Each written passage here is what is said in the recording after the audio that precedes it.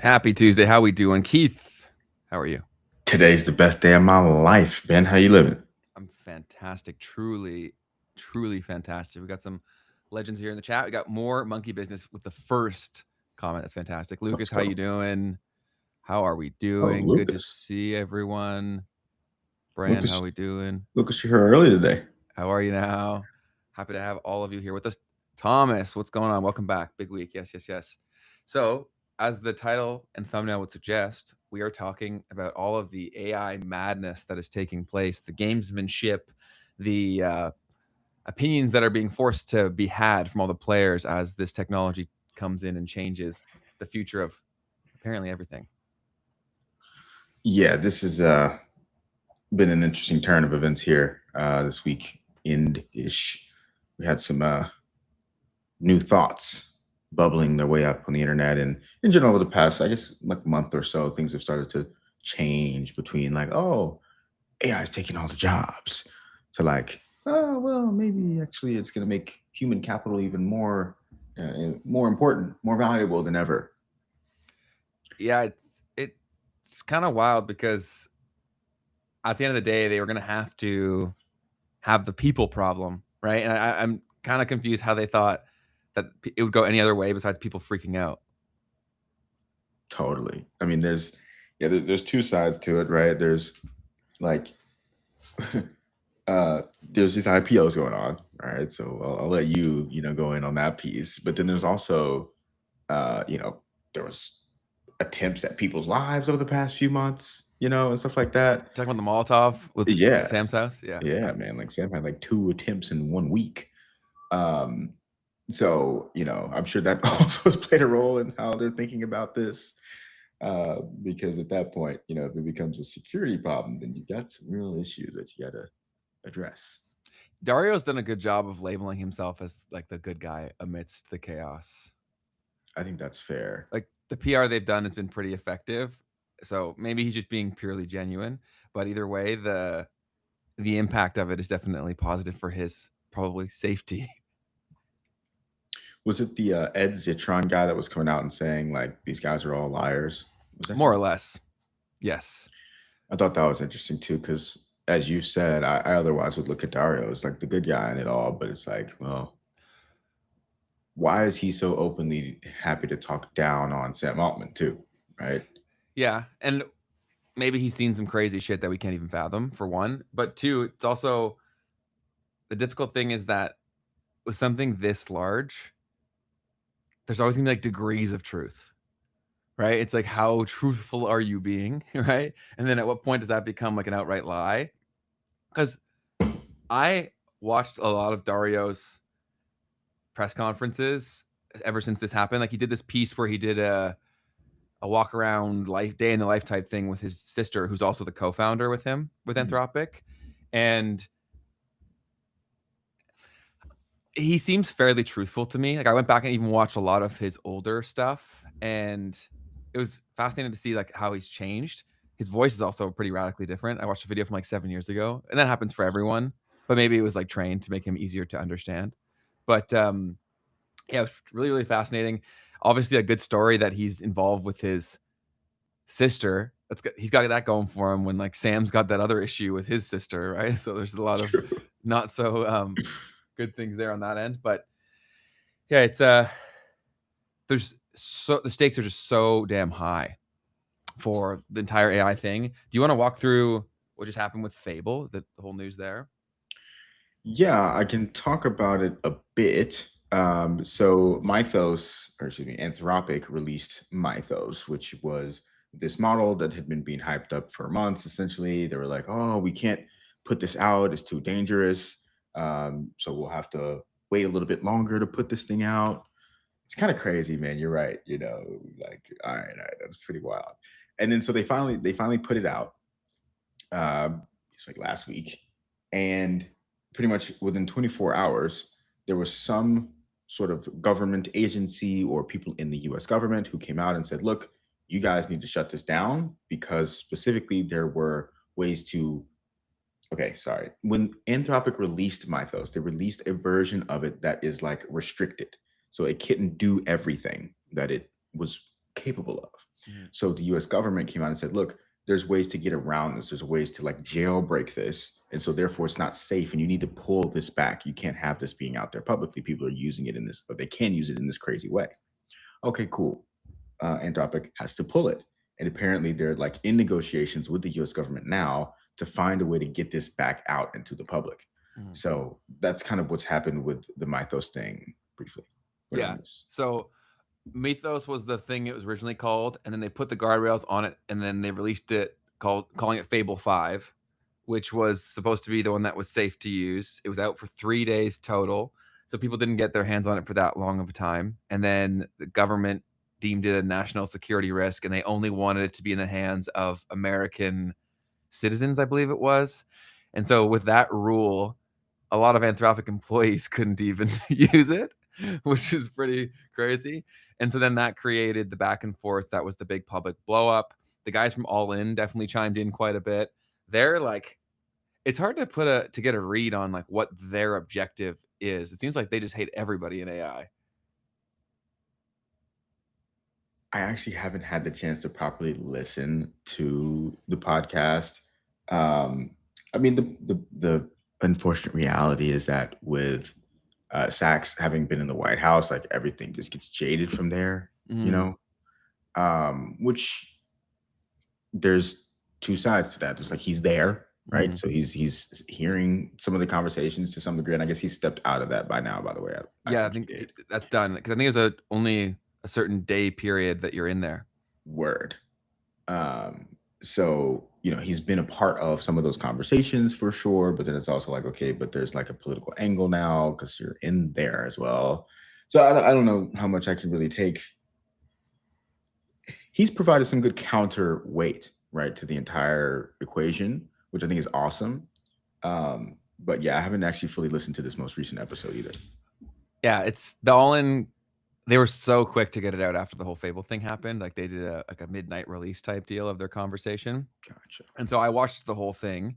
And again, there's so much gamesmanship going on across the board because there's so much at stake with at this point now they're dealing with and this was kind of how I feel is always the plan. Like when you create something that is this kind of monster in our current formulation of how we conduct society, the only customer was going to be like the nation state.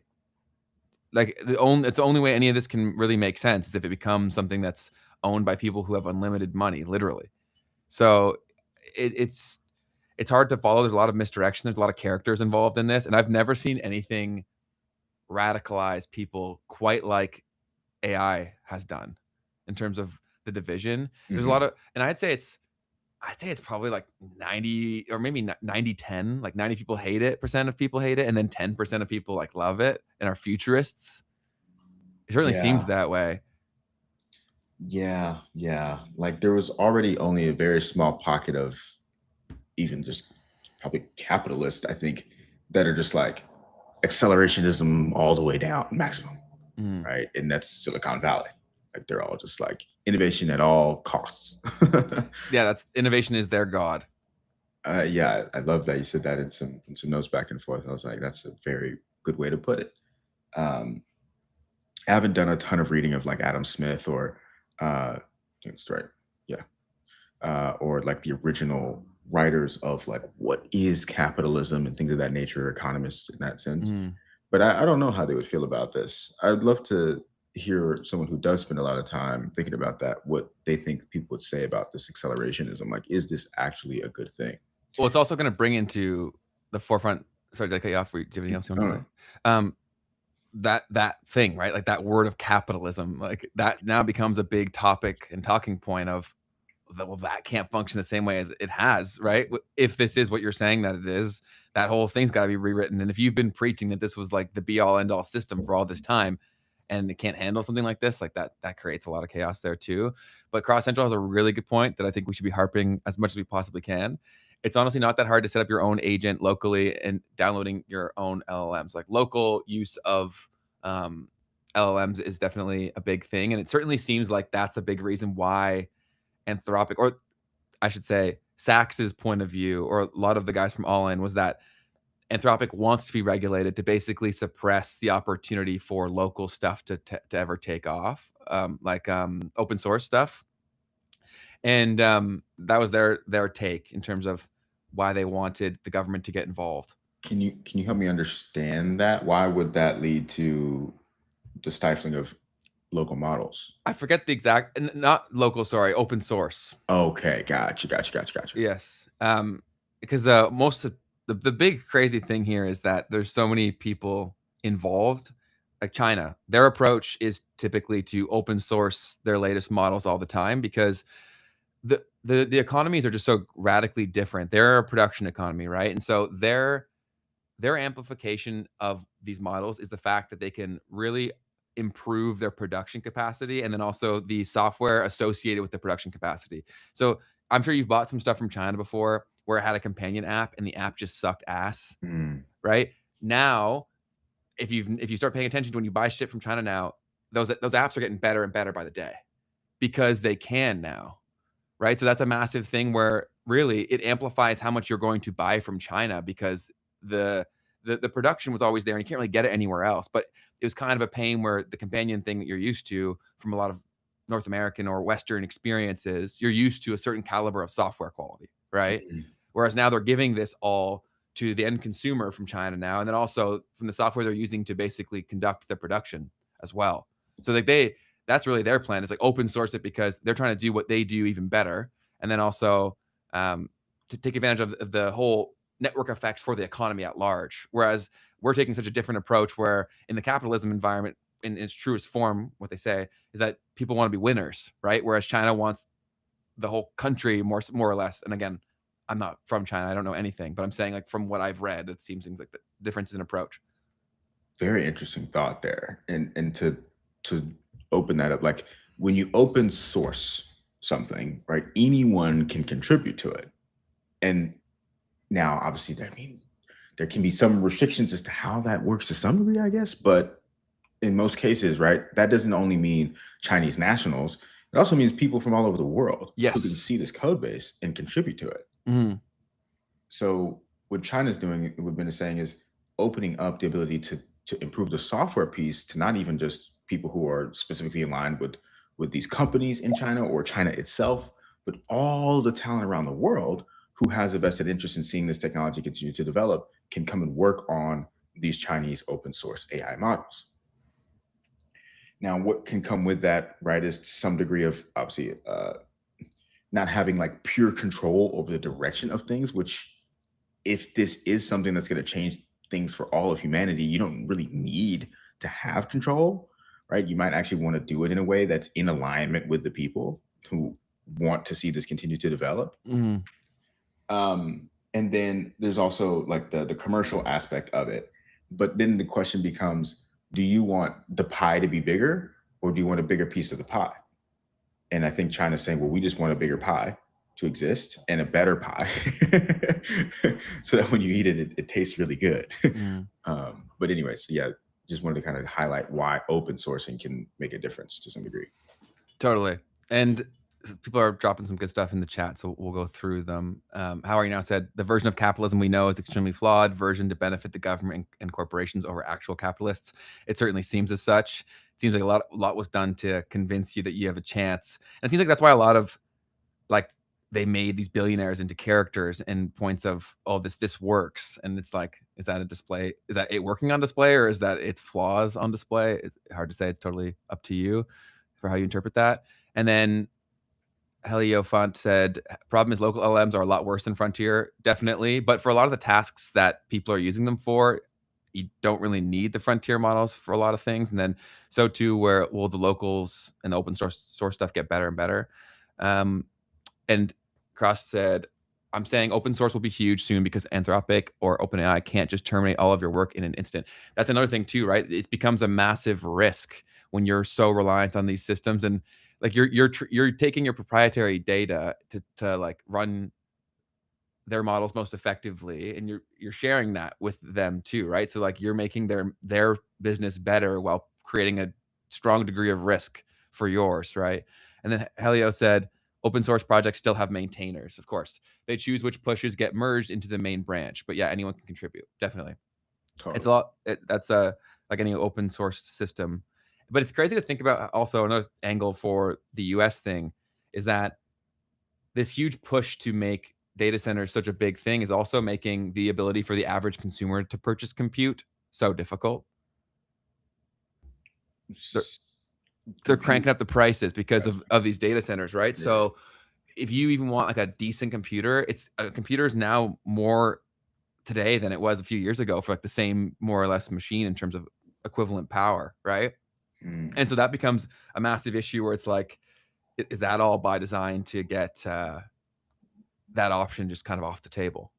Hmm. It just makes me think of that the Apple laptop that they put out a few months back. It's probably like 6 months ago now. The like super cheap Apple that they made. Yep. Um, is maybe like thinking about this and like, well, we need to have something that people can just get their hands on a computer. Hmm. Maybe I don't know. Yeah. Yeah, it's definitely it's a big thing where so many people who gamers are complaining about the cost of compute quite a bit and all this stuff because it's so expensive now at this point, which you need a pretty strong machine to run these models at a decent scale. And so when you think about all these things coming into play, like there's the crackdown on what you can and can't do on the internet. There's so many things going on at the exact same time. So it's crazy. So another one, I'm a little worried about how much I'm reliant on Frontier for my work. My hope is that if the bubble pops, I can find cheap compute and run local. Yeah, I think there's a lot of people playing that game of like it's also difficult for different use cases, right? Like for us, we have a team where people are scattered all over the place, like to expect them to run local models and get good things out of it. It's just a difficult thing to do. And a lot of people's machines can't function like that. So it's a complex thing. Totally. Um, Another piece of this story has been specifically what the CEO of Microsoft, Satya Nadella, has put out on X. I'm calling it X today, I guess, but it's really Twitter. Um, Talking about the future of AI. So I'm going to talk about some of that here. Also, let you guys see it because it was quite the phenomenon over the weekend here, Yeah, it blew up where quite a bit. yeah, it went pretty stupid. And I also realized when I checked this, and I'll show you guys this because I think it's also like an internet literacy thing. So I look at Satya Nadella's tweet. It's a frontier without an ecosystem is not stable. You can see it has 63 million views on it. And one of the things that I was doing when I was looking at this was like view quotes to see basically like who helped to amplify this. Mhm. And in reality, Elon Musk just quote tweeted and said interesting, and that alone got 31 million of all of those views. That's another reason the whole AI thing has me hella suspect was like the fact that he bought Twitter and then legit a month later, OpenAI launches. Sorry, ChatGPT. Sorry. Yeah, that's pretty crazy to think about for sure. That's like I don't know, man. That's like how the government shut down that program that's basically Facebook, and the next day Facebook gets registered. Like I don't know, man. How so break down the like incentives around how you look at that. So uh, I'm just confirming that I'm not totally wrong. So October 27th is when Elon officially buys Twitter, and then November 30th, ChatGPT officially launches. Yeah, right. That's a coincidence. There's no way, man. So why is that such a big deal? Is because if you follow the current day news cycle, it all originates on Twitter.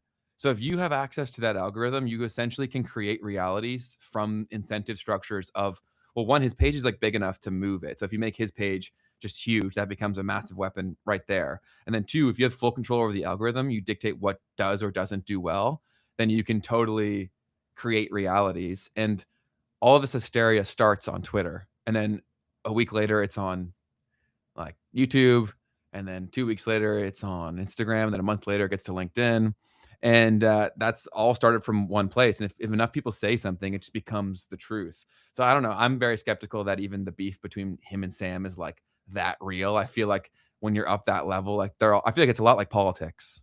I feel like they're all, yeah, they may be on opposite, because that's what today is. Like tech is what politics was like 60 years ago. That's It's gross. it's true though. Yeah, dude. That's a crazy thought to think about. Wow. So I feel, and they pull that theatrics crap in politics all the time, right? And you see these things get leaked, these files that get released, and you see how much there is a crossover of these political parties and how BS they really are, right? I feel like tech would not be immune to that, especially when you look at the involvement of very high powers with all of these major tech institutions. Like if you go back to their advent, like yeah, they're allowed to be there. Do you know what I mean? So I don't know. I'm very hard pressed to believe it's a coincidence. And then you look at a lot of the people who are pushing and who are like super bulls, they're so financially invested for that future becoming a reality. And again, maybe this all happens, but they're having to strong arm it into existence because the economic viability of it is not there. And then when people try to say, "Oh, this is just how tech works," like they always run a loss. The numbers are just like nothing close to anything we've seen before. Like I believe it was that Anthropic in the last 6 months raised more than, oh, was it Uber or Amazon like ever did? I can't. Sorry, I'm screwing up the specifics, but like that's a crazy thing to even think about. There was also that graphic from the SpaceX IPO too. I'm trying to find it real quick. It was like how much money they raised and like how that dwarfs how much money they've ever spent as well. Got it. And like that was an interesting thought too. Then there's the circular financing, and then also building off of Keith's video, definitely go watch it. In the thumbnail, he's got all the big tech leaders, like all the people who would benefit most from AI's future. They own the algorithms that create perception. This is not hypothetical. This is fact. Like Elon owns Twitter. Oracle guy owns TikTok. Zuck owns Instagram and Facebook. Google people own YouTube. Like it's literally they own our perception machines. Yeah, you're the one who pointed that out to me and all of that.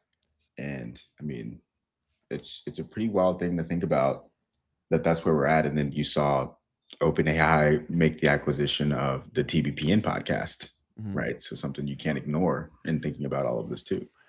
Either today or another time, I want to go through like the timeline of my involvement in this whole AI shit because I play a weird part in it in a tiny, tiny, tiny way. But like I was involved in the theatrics of this crap to a degree in terms of like who I worked with. So it's definitely fascinating and why I'm skeptical of this. My brain also just kind of works like this because I realize how bullshit most of the world is. But one question that people had was, where is it? Something about, do you think this is all theater? I don't think it's all theater. This technology is obviously truly right here. So you think it's mostly theater, and then this was all part of the amplification. I think a lot of it is theater. I think that a good chunk of it is because America is the land of the story, right? So like that's what they do better than anyone on the planet. They're the only country that exports its media to every other nation. They are born storytellers. It's what they do. That's how they took over the world, man. Is because how do you get the best talent in the entire world to come move to you and want to build your country? It's because you have the best story. Look at religious movements. Look at all this shit. It's the story. And whoever was running your nation a long time ago, and I think whoever's running your nation is running most nations, but they saw the importance of storytelling, and I don't think that stops here. No, I think you said that super well. We were talking about that when I was in Toronto. How like you can tell. Well, let me say this. I'll say it when I was there. I felt as if, and you helped me think through this. Like the story that people tell themselves about like what to be proud of or what matters to them is is probably one of the big differences between Canadians and Americans. Like in reality, are things really all that different between us? Like, no. But that like little underlying, like, I can do stuff, I can build, like, I can be me and like not care. Mhm. I can talk to people, like I like there's probably like little things that have definitely gone way back 200 years to the beginning of America that was like, agency, um and like little things like that that were pretty explicitly in the original documents that created America. You know. Mhm. What is the biggest thing that you noticed in terms of differences between America and Canada? So for everybody, I've gone from Toronto to New York City, if you guys can hear the siren in the background. Um, and so I've gotten to have like a pretty direct comparison of two of the largest cities in both Mhm. both countries. Yeah. And I'm gonna close that window in a second. No, you're but, good. It's but ambiance. perfect timing. But I don't know, man. I do. I mean, New York City is its own animal. Okay, like not all of America is like this. Let's be clear. But in New York City, there's just so much camaraderie. To be honest, there's so much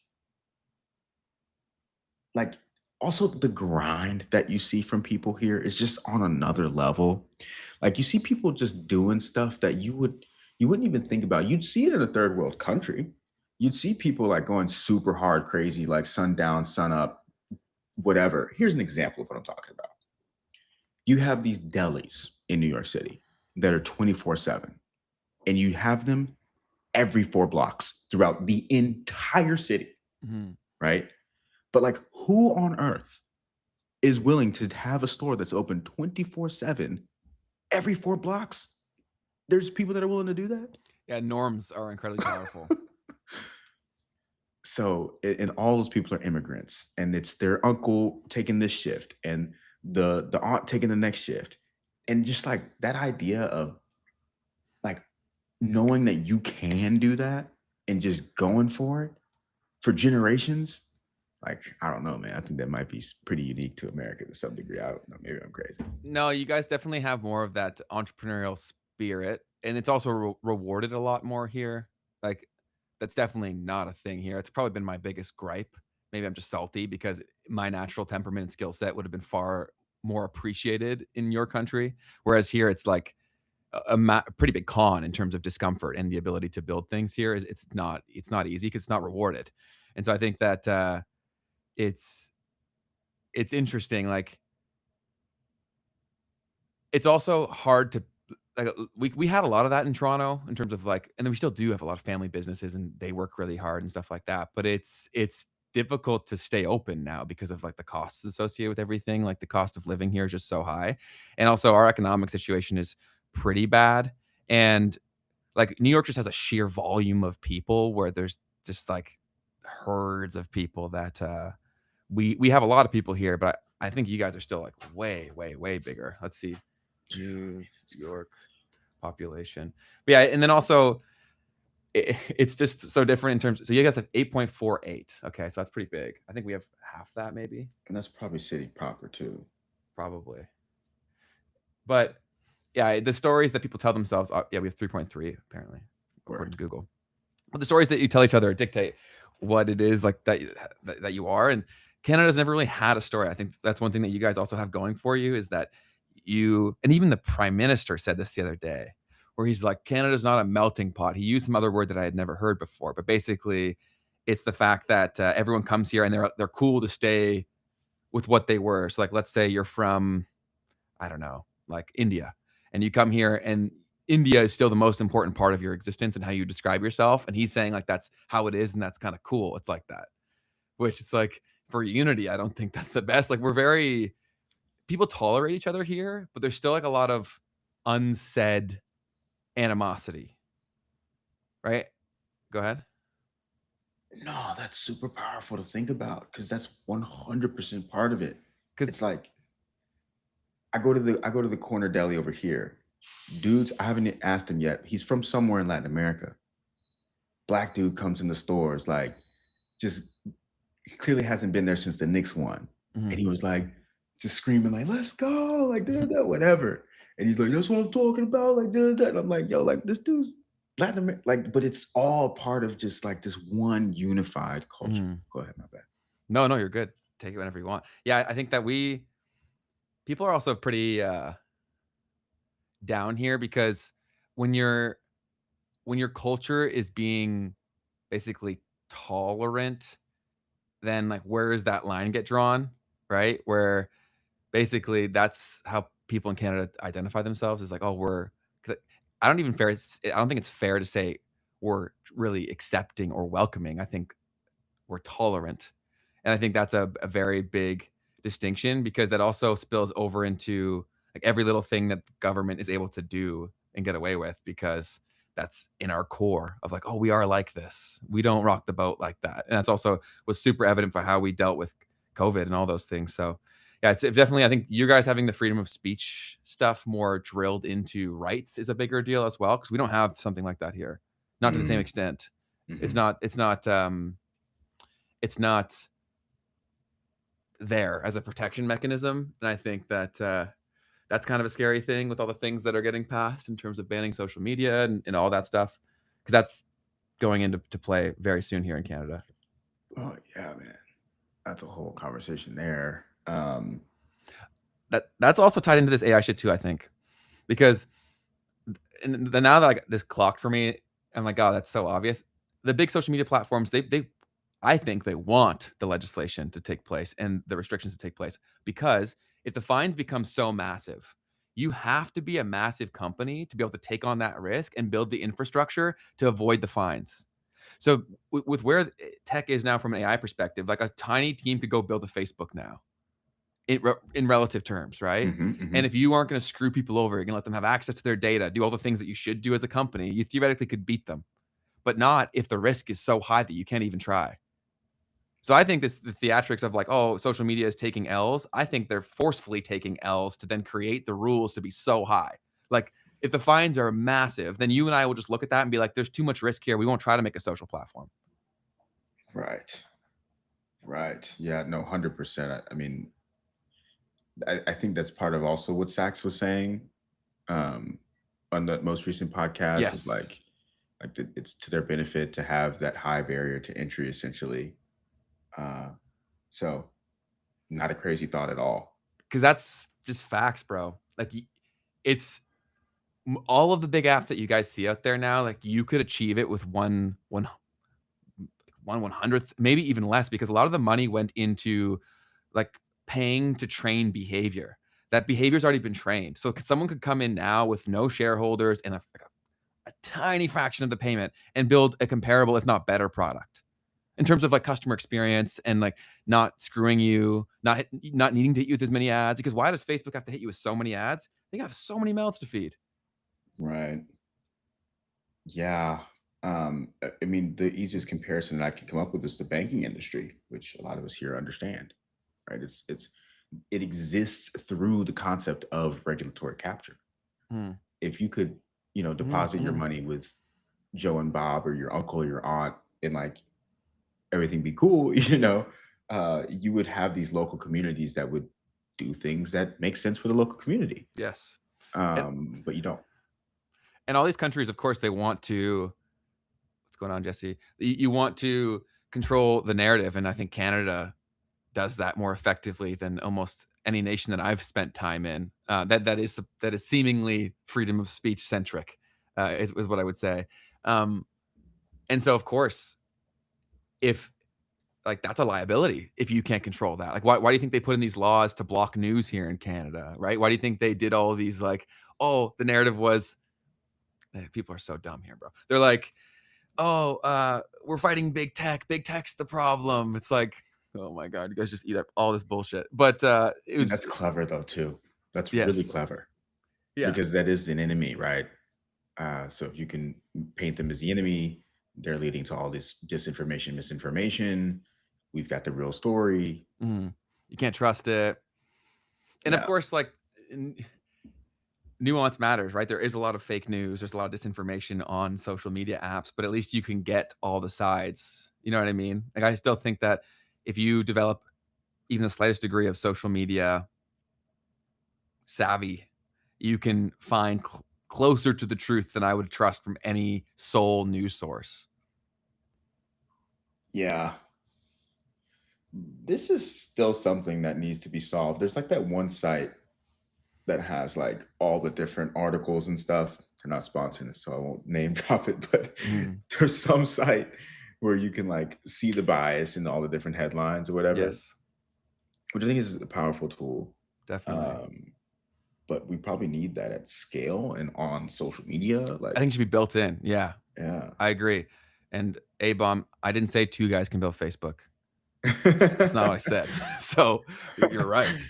I said a tiny team, relatively speaking, could build Facebook. I'm not saying two people could build Facebook, but a team of like 100 probably could.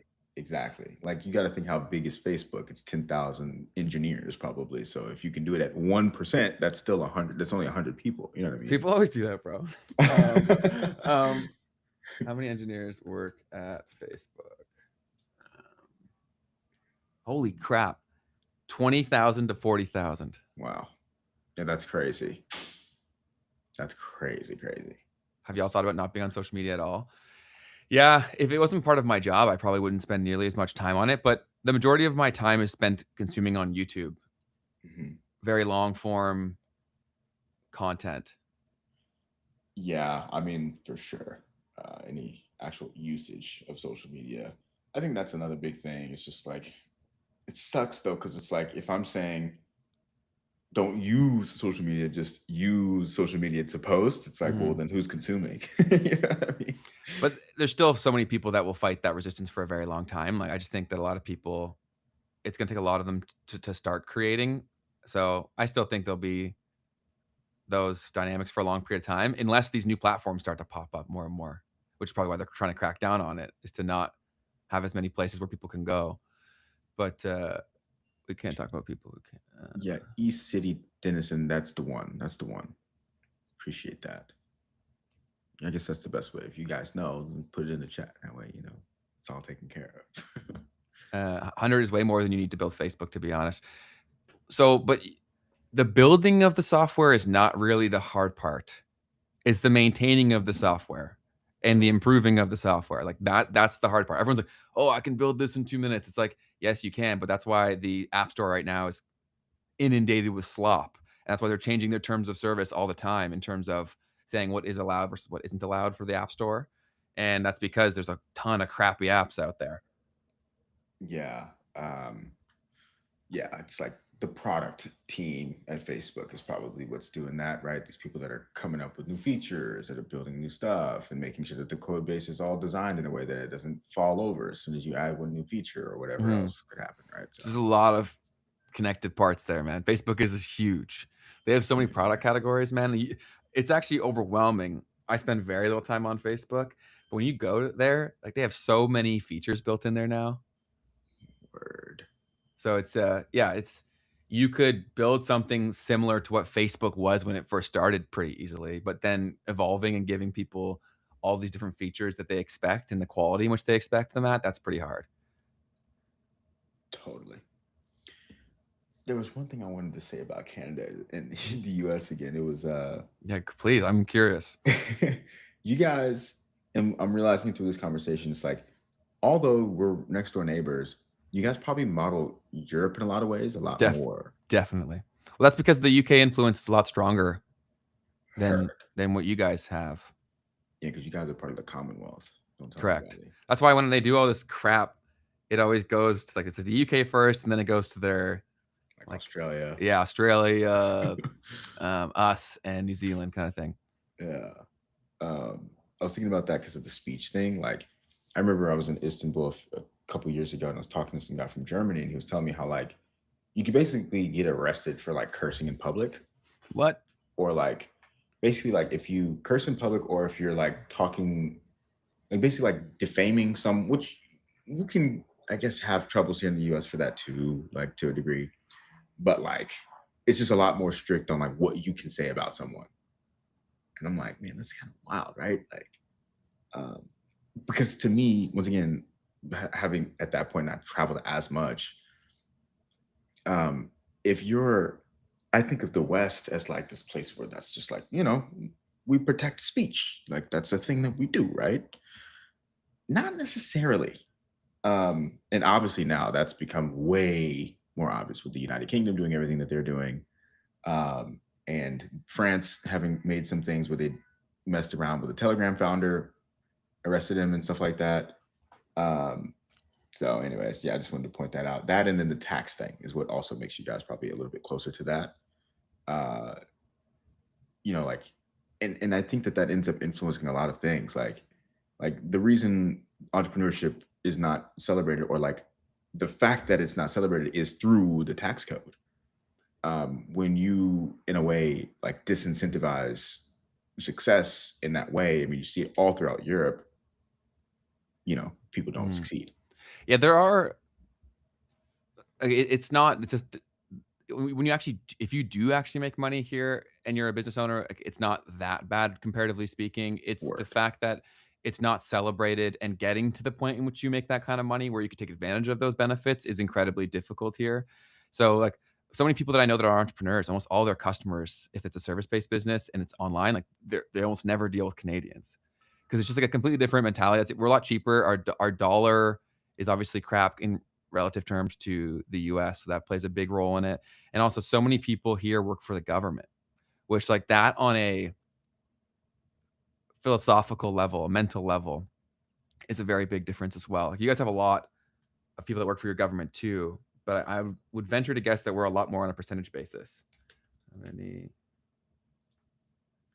Yeah, we've had that conversation quite a bit.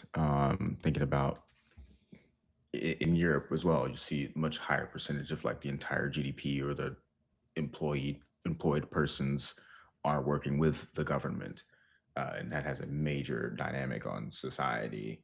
And yeah, So this can't be right. This is on Reddit. It says that approximately 25% of employed Canadians work for the government in some capacity.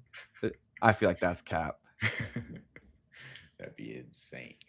I feel like that's a little too high, but it definitely does spill over into everything because so many people work for the government, and yeah, the incentive structures are just a little bit broken for progress because no one feels like they're spending their money, right? It's like Mm, it's like when you work for the government, it's like you're the rich kid with dad's credit card. that's a really good analogy. You don't care, Yeah, so you just keep spending and keep spending and keep spending, and everyone's like, "Well, there's so much of this going on. Like, what does it matter if I do this?" And then there's protection for their buddies that also work for them, right? So there's so many. It's so bloated too for a lot of these jobs, and then a lot of people, the sectors of which they have people, I'm like, there's no way we need this many people working for the government. But once you're in there, it's hard to get rid of it. Ayin de Castro said, you can decentralize social media by going outside and talking to your local hangouts and talking to real people. I definitely agree with that. But social media is an incredibly impactful tool for communicating with places you can't be, right? Totally. And then Thomas Wilson made a good point, and I was thinking about also like contractors, Mhm. right? Because that could also mean you could get up to 25% pretty easily. But he said, I work for the government 6 months out of the year. So that's also a thing. Got it. Uh, Yeah. yeah. So one of the things that we were going over is Satya Nadella's tweet. It's probably like an hour ago, but Yes. let's get back to it. Um, he put out this tweet, talking about the future of AI and what this means for labor, and how it's not directly necessarily going to take all the jobs, but instead make human capital more valuable. So he creates two buckets. You've got human capital and token capital. And he says that companies need to build this side by side. The core claim here is that human capital does not become less valuable as AI gets better, it becomes more valuable. He said, you can offload a task or even a job, but you can never offload your learning. What'd you see? Sorry, I mean to cut you off, Thomas. Thomas was joking. He was trolling. He said, "I'm Oh, talking about what I pay in taxes." oh, that's fire. That's good, dude. Well That's done, fire. Thomas. Well done. Sorry, go ahead, Keith. um, so so the other piece of this was, so it got a bunch of views, millions and millions of views, as we saw. There was a couple people who commented on it. Elon Musk said, interesting. Samson Mao uh, talked about, he said, buy Bitcoin was his response to all of this. Very interesting. And then a guy named Kamal Hassan called it a must read and said that AI is the fuel, but human wisdom is the engine. But let me break down the full piece here. So Satya Nadella, the CEO of Microsoft, uh, here's a quick version of the argument. Every company needs humans and AI working together. The AI gets better when humans feed it real judgment from real work. And the companies that build in a loop of what those two things look like together will have an advantage that nobody can replicate by switching models. He basically says, like, this is the IP. This is the intellectual property that matters, is what does that loop between human capital and AI and token capital look like? It's funny that they're talking about IP. Well, that's they're saying that's the only thing that's left. um, so another thing that he brings up in this article is that, look, if there's only a few AI models that capture all the value, then that could be pretty harmful. And he compares that to what happened with offshoring in the first phase of globalization, right? So entire industries get hollowed out of a country.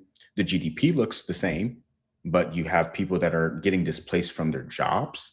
And the consequences of that, from even a cultural perspective, can also come up and last for decades to come. Mm-hmm.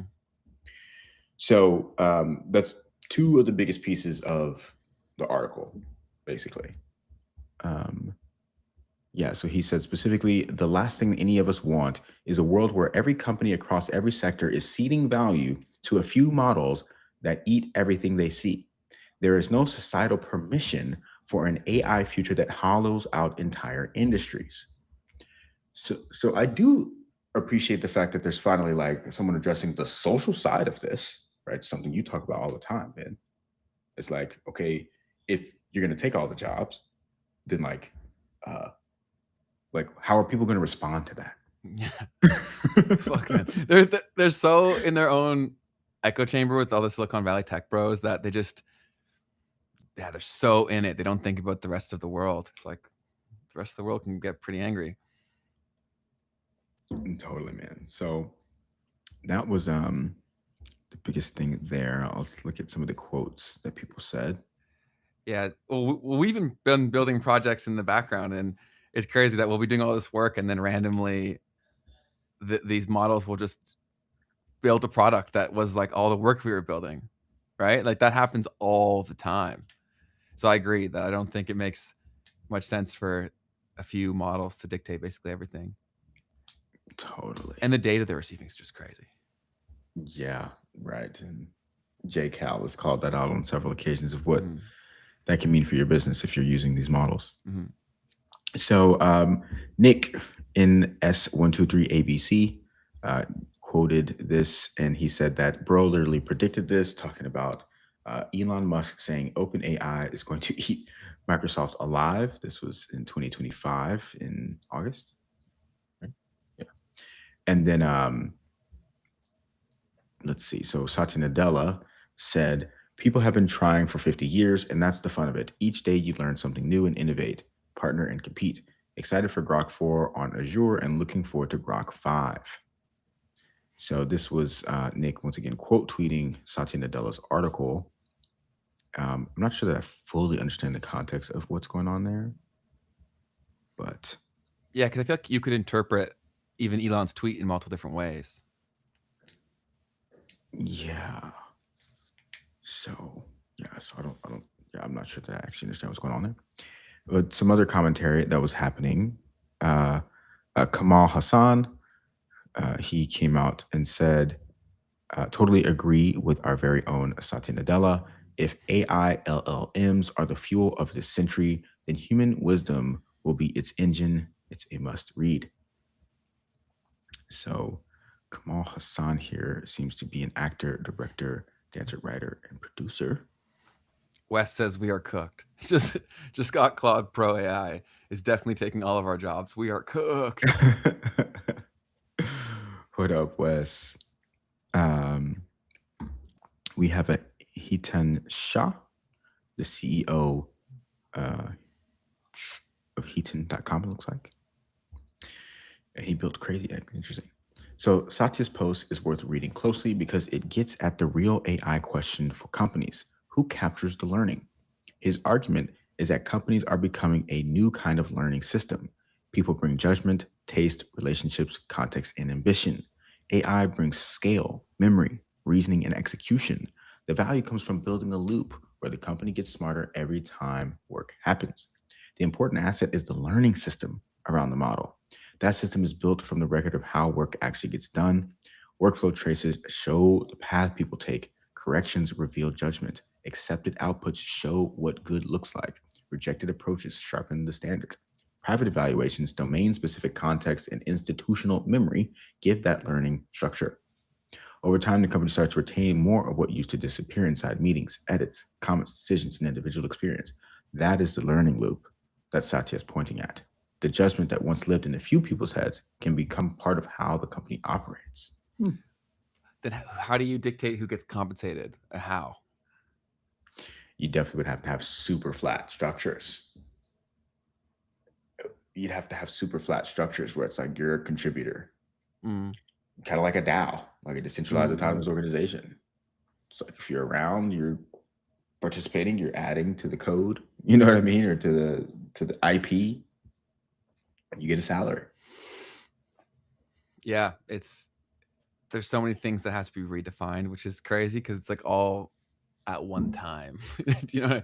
And people were already very radicalized. People are already in very bad financial spots, which leads me to think that they'll probably do something unprecedented to deal with that. But there's some good comments in the chat that I'll acknowledge here. Frontier models are just one use case. There will be tons of community models. How are you now said they think about the rest of the world. They already told us we'd own nothing and be happy. This is true. Do you think so I read this self-reliance and I didn't fully understand. Maybe Keith can help me out here. They Let's said, see. do you think things like this are timed for their self-interest and incentives? I feel like this idea loosely existed, but maybe is being amplified now more publicly because maybe it serves them. I think he's referring to the Microsoft stuff. Yeah, I mean, Or there. totally. People have been saying this. I think he's just articulated it very well. Um, and yeah, who knows why this is the time that he's decided to put that out because he's been thinking about this. You know what I mean? Yeah, and just because something's been felt or even understood, the person who says it clearly typically gets the credit as well. That's like a Totally, lesson for content or communication there at large. How long did it take for the super true. input value to become able to models? I just find it kind of goofy because people are just creating all kinds of takes based on little understanding. Things are moving way too fast for anyone to make sense of this. Yeah, 100%. That's even anything I say, like we're all guessing, right? It's just it's kind of like game theory in action rapidly, and it's Very rapidly. evolving by the day, which makes doing that kind of analysis even more difficult because the variables change so fast. And then this also ties into like geopolitics with the war and the how that impacts the need for certain tools and optics management. It's insane. Totally. So one of the things I wanted to make sure we brought up too is one of the comments to Satya Nadella's tweet was Samson Mao saying, "Buy Bitcoin." I think that might be a increasingly popular take. And like, I think I understand, but what does that mean to you? Like, why would that be the answer? Well, if could this not force into reality the deflationary environment that Booth is always referring to, right? Mm, And so then how do you need a fixed amount of currency to allow that to take place, right? yeah, and like to point out what that deflationary thing could look like. We were talking about this yesterday, and I can't remember how it actually came up. Oh, one of the interns, Will, shout out to Will. We were asking him about what AI looks like in the world of finance and whatnot, and he was saying, "Well, I'm using this stuff, and I'm feeling like the junior analyst at a investment bank or private equity firm kind of becomes irrelevant.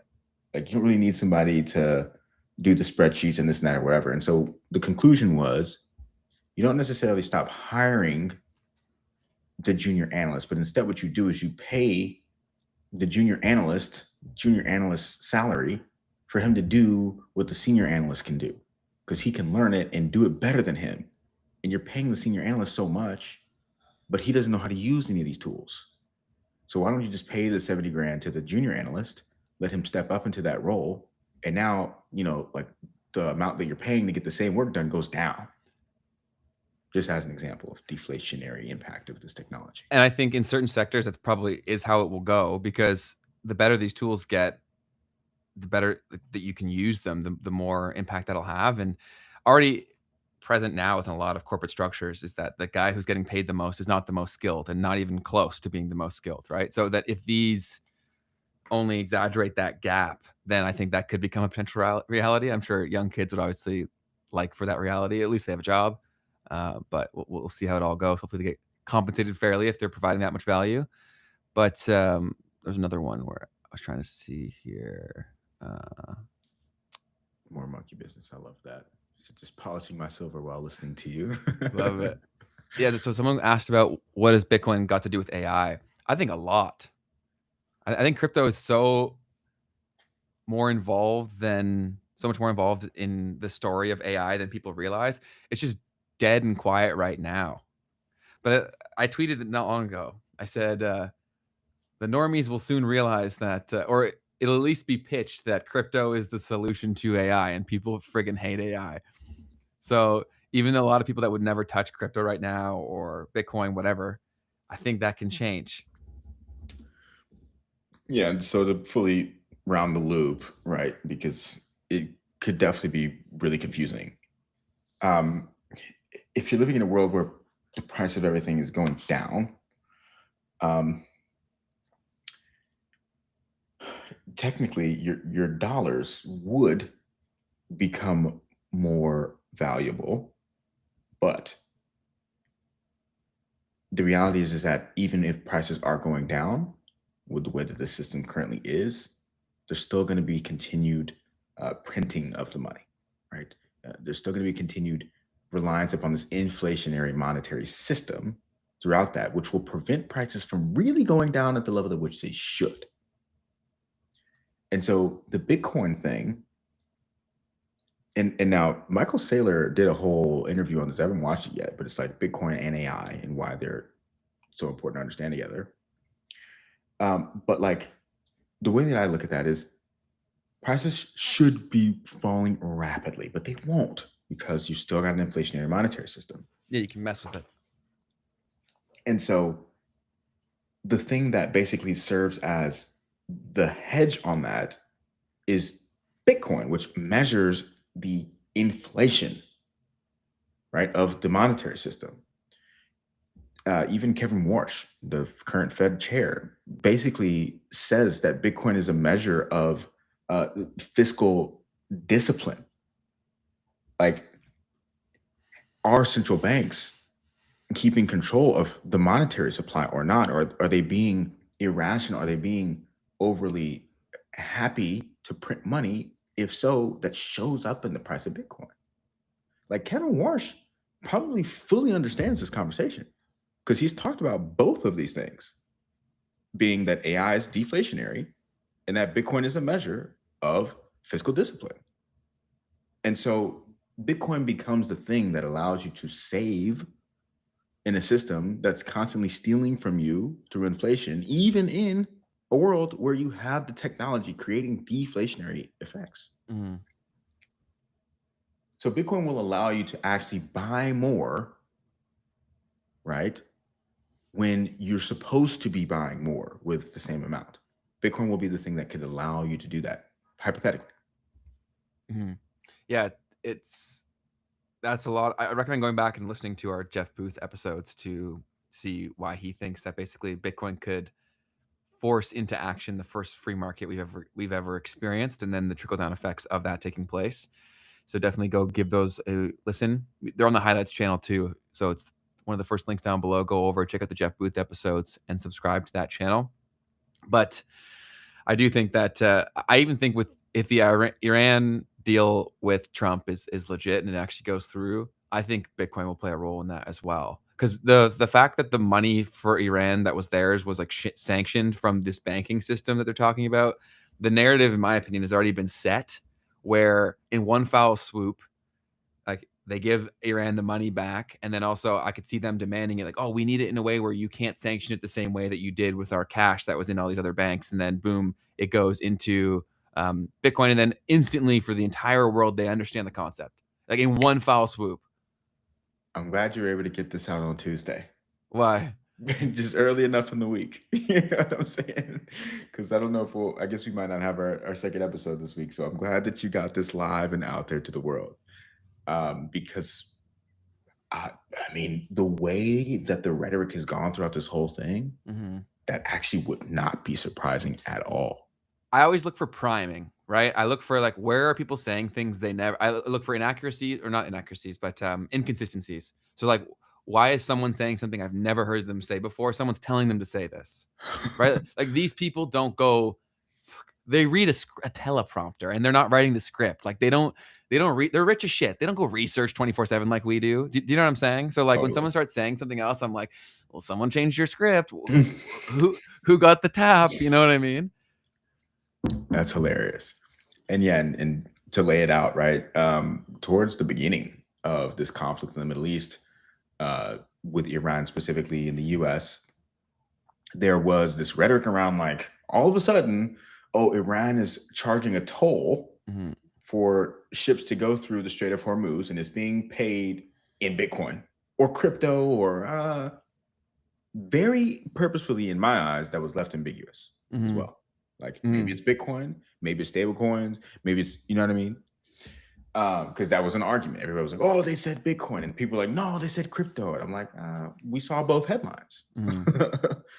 And so anyway, so that's just like, whoa, like what's that all about?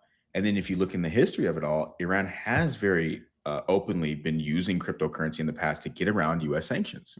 That became part of the story.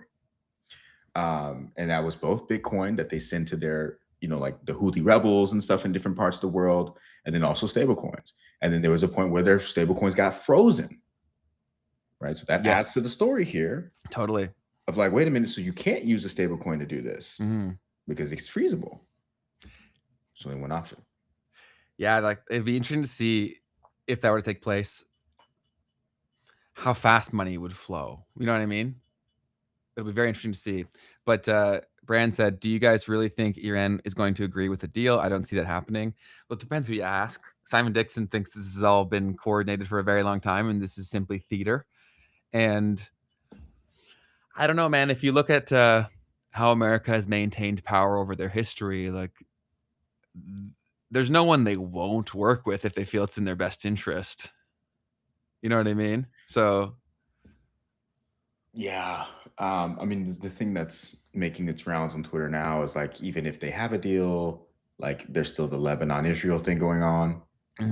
And if Israel keeps on messing with Lebanon, Iran's going to probably respond, and therefore it all just becomes a big issue again. Which is how it's been going. You know, obviously they're a massive part of the story, but yeah, it's a complicated thing. It's truly insane to see it all. He has been right so far. So Jamie said, shout out to Simon Dixon. He has been right so far with the MIC and FIC. Which is the military industrial complex and the financial industrial complex for anybody who's not aware. Yeah, good call. But I don't know. When I look at obviously I'm so biased because I'm a crypto guy, but when I look at Bitcoin and ETH in particular, I'm like, this just seems so wrong. Like relative to everything else around it. When I see stocks at these prices, I even see what real estate still goes for. I'm like, because if you say Bitcoin or Ethereum, even over short term, like these are more infrastructure plays than I think a lot of people realize, right? So like when they compare the price of Bitcoin or even ETH, and they compare it apples to apples to a company, which is really, really silly.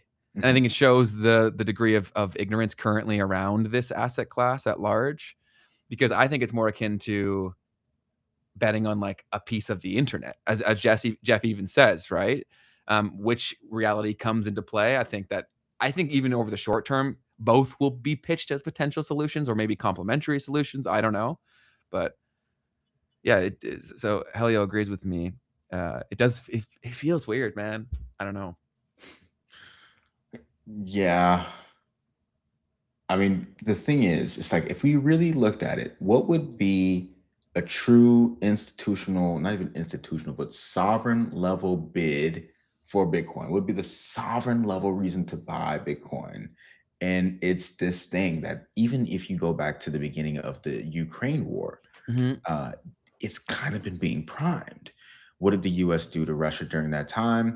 They seized the US treasuries that they Mhm, had. mhm, mhm, mhm, mhm.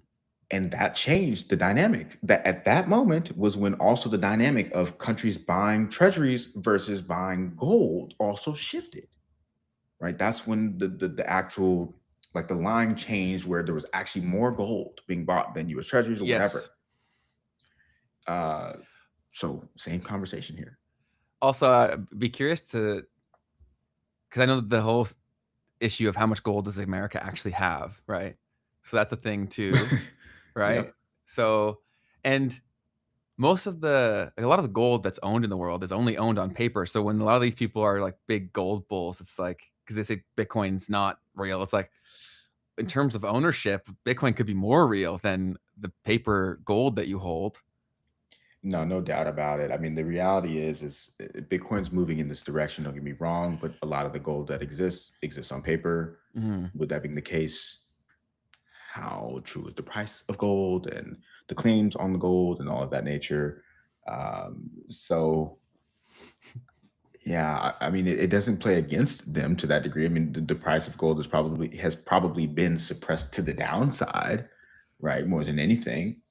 But the question is, in an infinite monetary system, does that play against you or for you?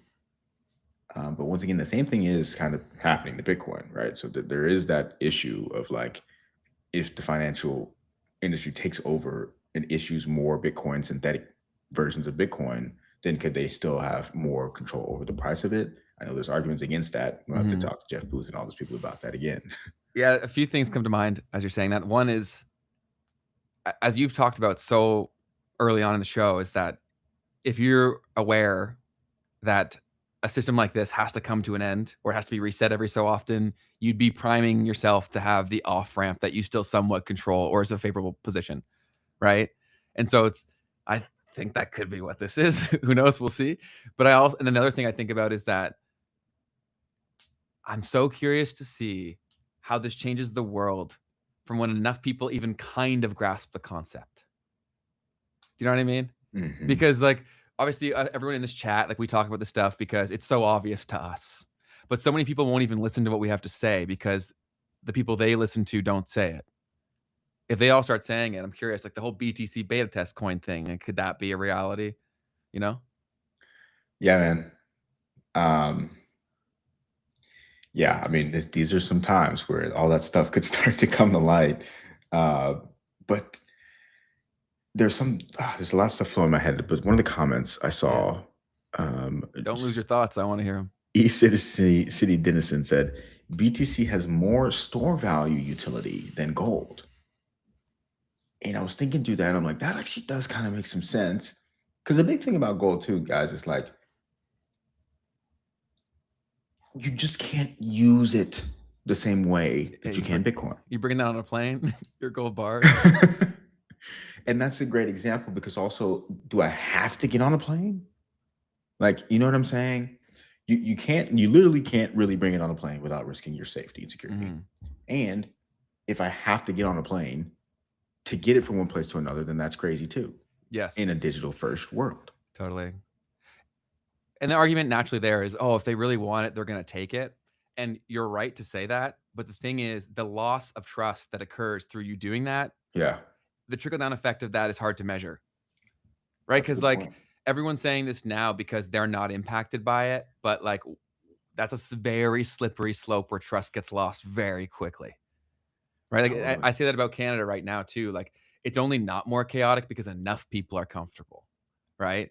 But it's a fragile, fragile state here. Like if our fake inflated real estate market were to drop to true value, there'd be anarchy in the streets. And then I don't know if a lot of these people who are super in love with the government would still be so. So these things can change very, very quickly. And so, of course, much like Jeff had already said, they will try to do desperate things. But how long can you do those desperate things? Right? Yeah, true. The other thing that people have been getting primed for over and over again is like, oh, Trump said this out loud a couple weeks ago. He said, "Oh, we're gonna make everyone rich. They're gonna be Yeah, so yeah, yeah, happy." yeah, yeah, yeah.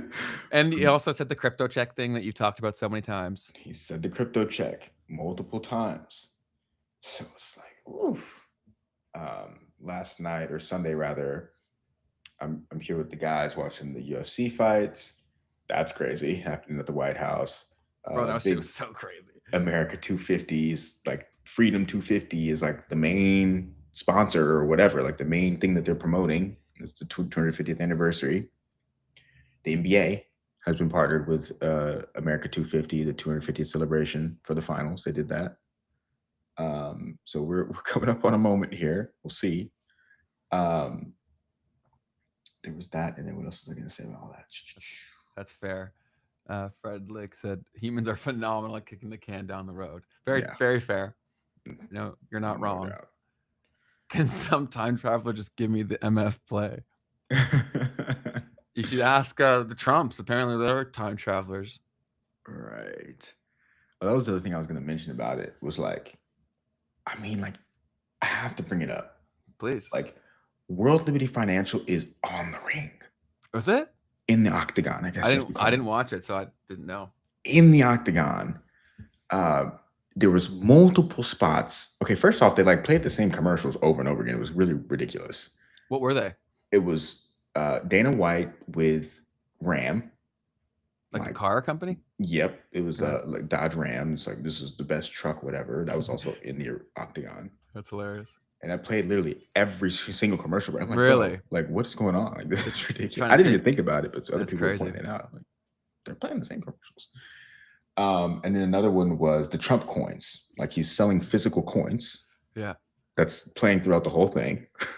It was more like a corner thing. Got it. Like a collectible? Yeah. Selling collectible gold coins, Trump coins. And then there was at least one other one. What was the other one? Oh, well, Truth Social is on the ring, on the octagon as well. Mm-hmm. I think those were the three major Trump things.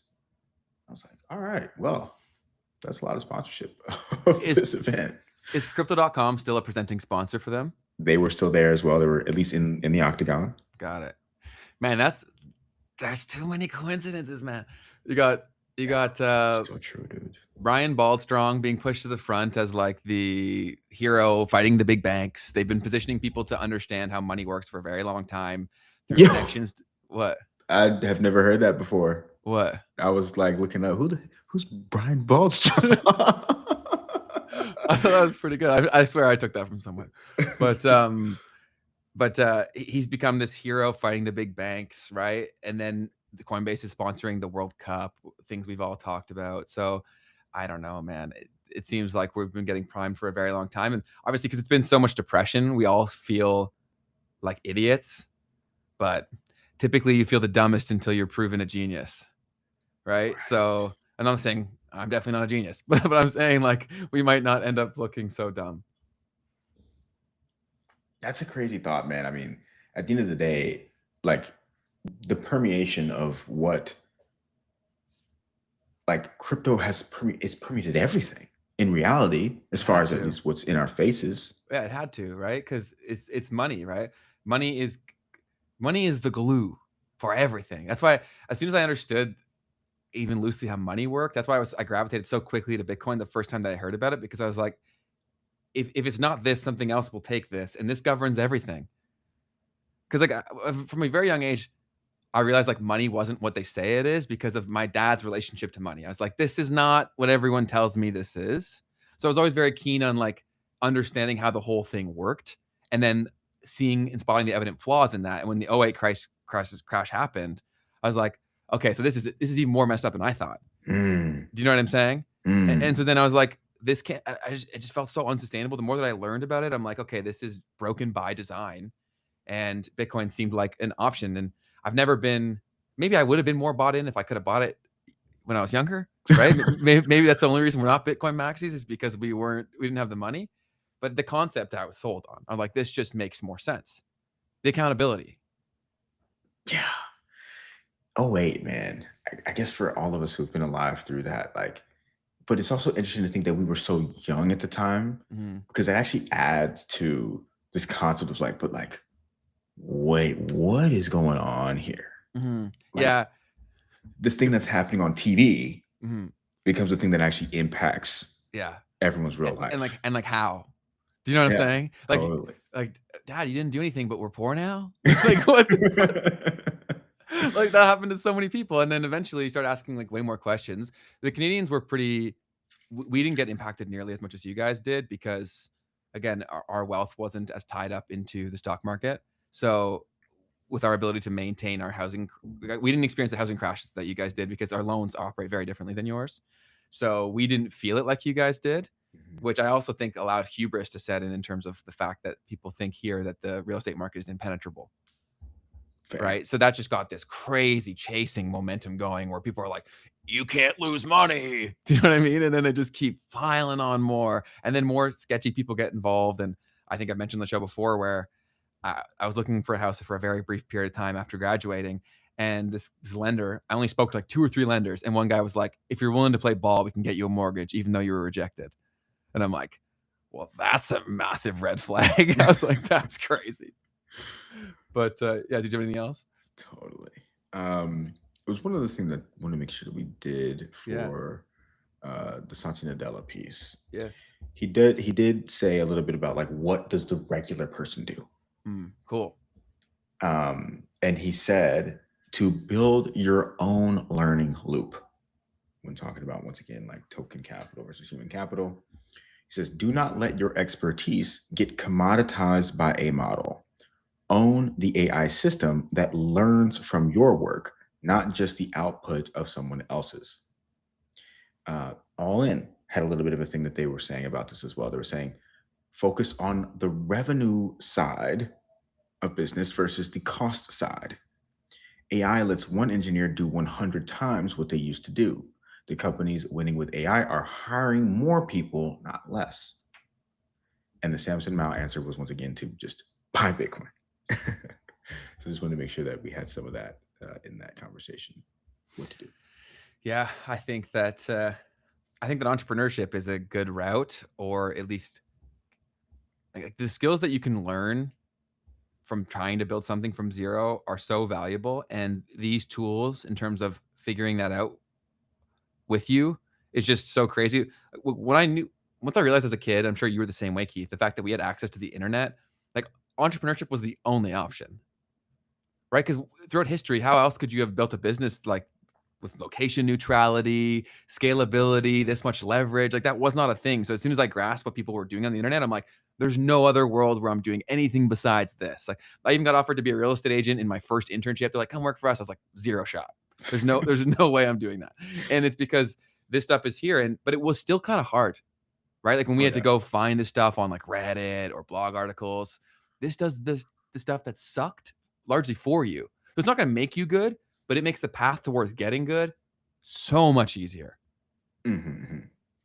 Yeah. I mean, yeah, I just remember the big thing for me being the identity piece. I was like, wait, no one has to know who I am and I Mm, can build.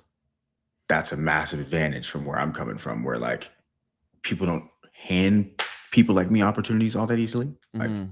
so it's like, okay, well, then I can use this thing to create them. Totally. Yeah. Obviously, I didn't have the race thing, but like I had Canada thing, Yeah, right? totally. So I had to overcome that. Where a lot of like, there's so many guys that I know that we started in entrepreneurship around the same time, and where they were, who they were around, played a massive role in their ability to jump off, right? Mhm. And so I was pissed about it for a very long time, but it forced me to just continue to work and continue to get better. And the internet allowed for a lot of that, right? So I'm incredibly blessed to have been born in this time. And I think that, go ahead, you got something?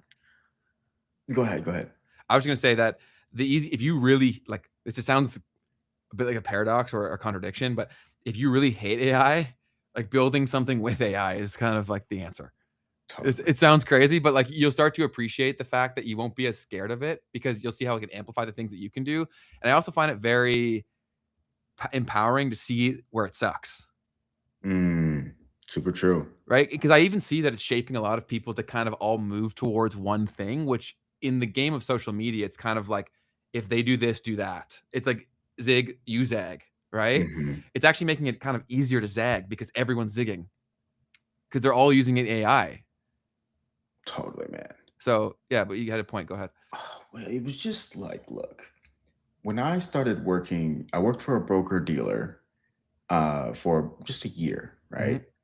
And broker dealer is the license that you need to be able to facilitate like securities transactions in the United States. There's probably like 3,500 of them max. Um, I worked with a guy. It was just me and him. I was the only registered representative, and he owned the brokerage. Let's go.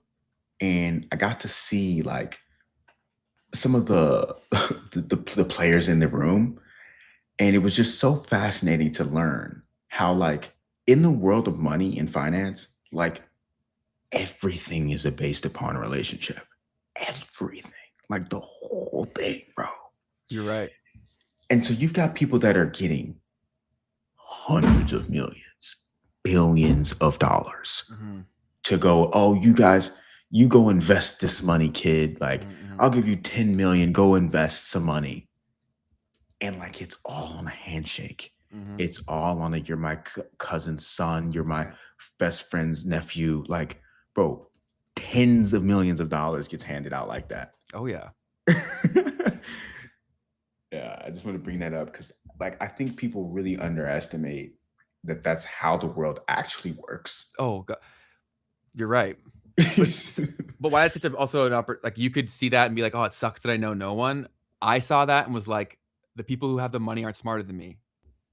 Right? So, like, Love it. it's gonna be way harder for me because I don't have anyone funding me, I don't have parents to give me money, like, whatever, but they're not that smart, right? So, like, if there is even is a chance, I'm gonna figure it out, and because I realized that as well, you can I kind of find that you can either be like the networker guy or you can be the guy who like knows the stuff, right? It's difficult to do both at the same time, right? So that's why my business partner Nick Singh, he was like the best connector I've ever met in my entire life. And I spotted him in college. I was like, you and I both probably shouldn't be at this college, but we are, which is great. So I was like, we're gonna be friends now. And then he got to know everybody, and I just acquired the skills. And it was a very harmonious relationship. And you can do stuff like that as well, Totally. which is also why I advocate entrepreneurship so much, is because, like, especially if you're a dude, dudes like assess people based on like what's the value that you can bring, right? And so you get a clear point of value. So you get something, a point of confidence for you. You get something that you can talk about all the time. And when you can instantly provide value to someone, the ability to connect in a professional environment, so much easier. 100%. 100%. Super, super valuable thing to be able to do.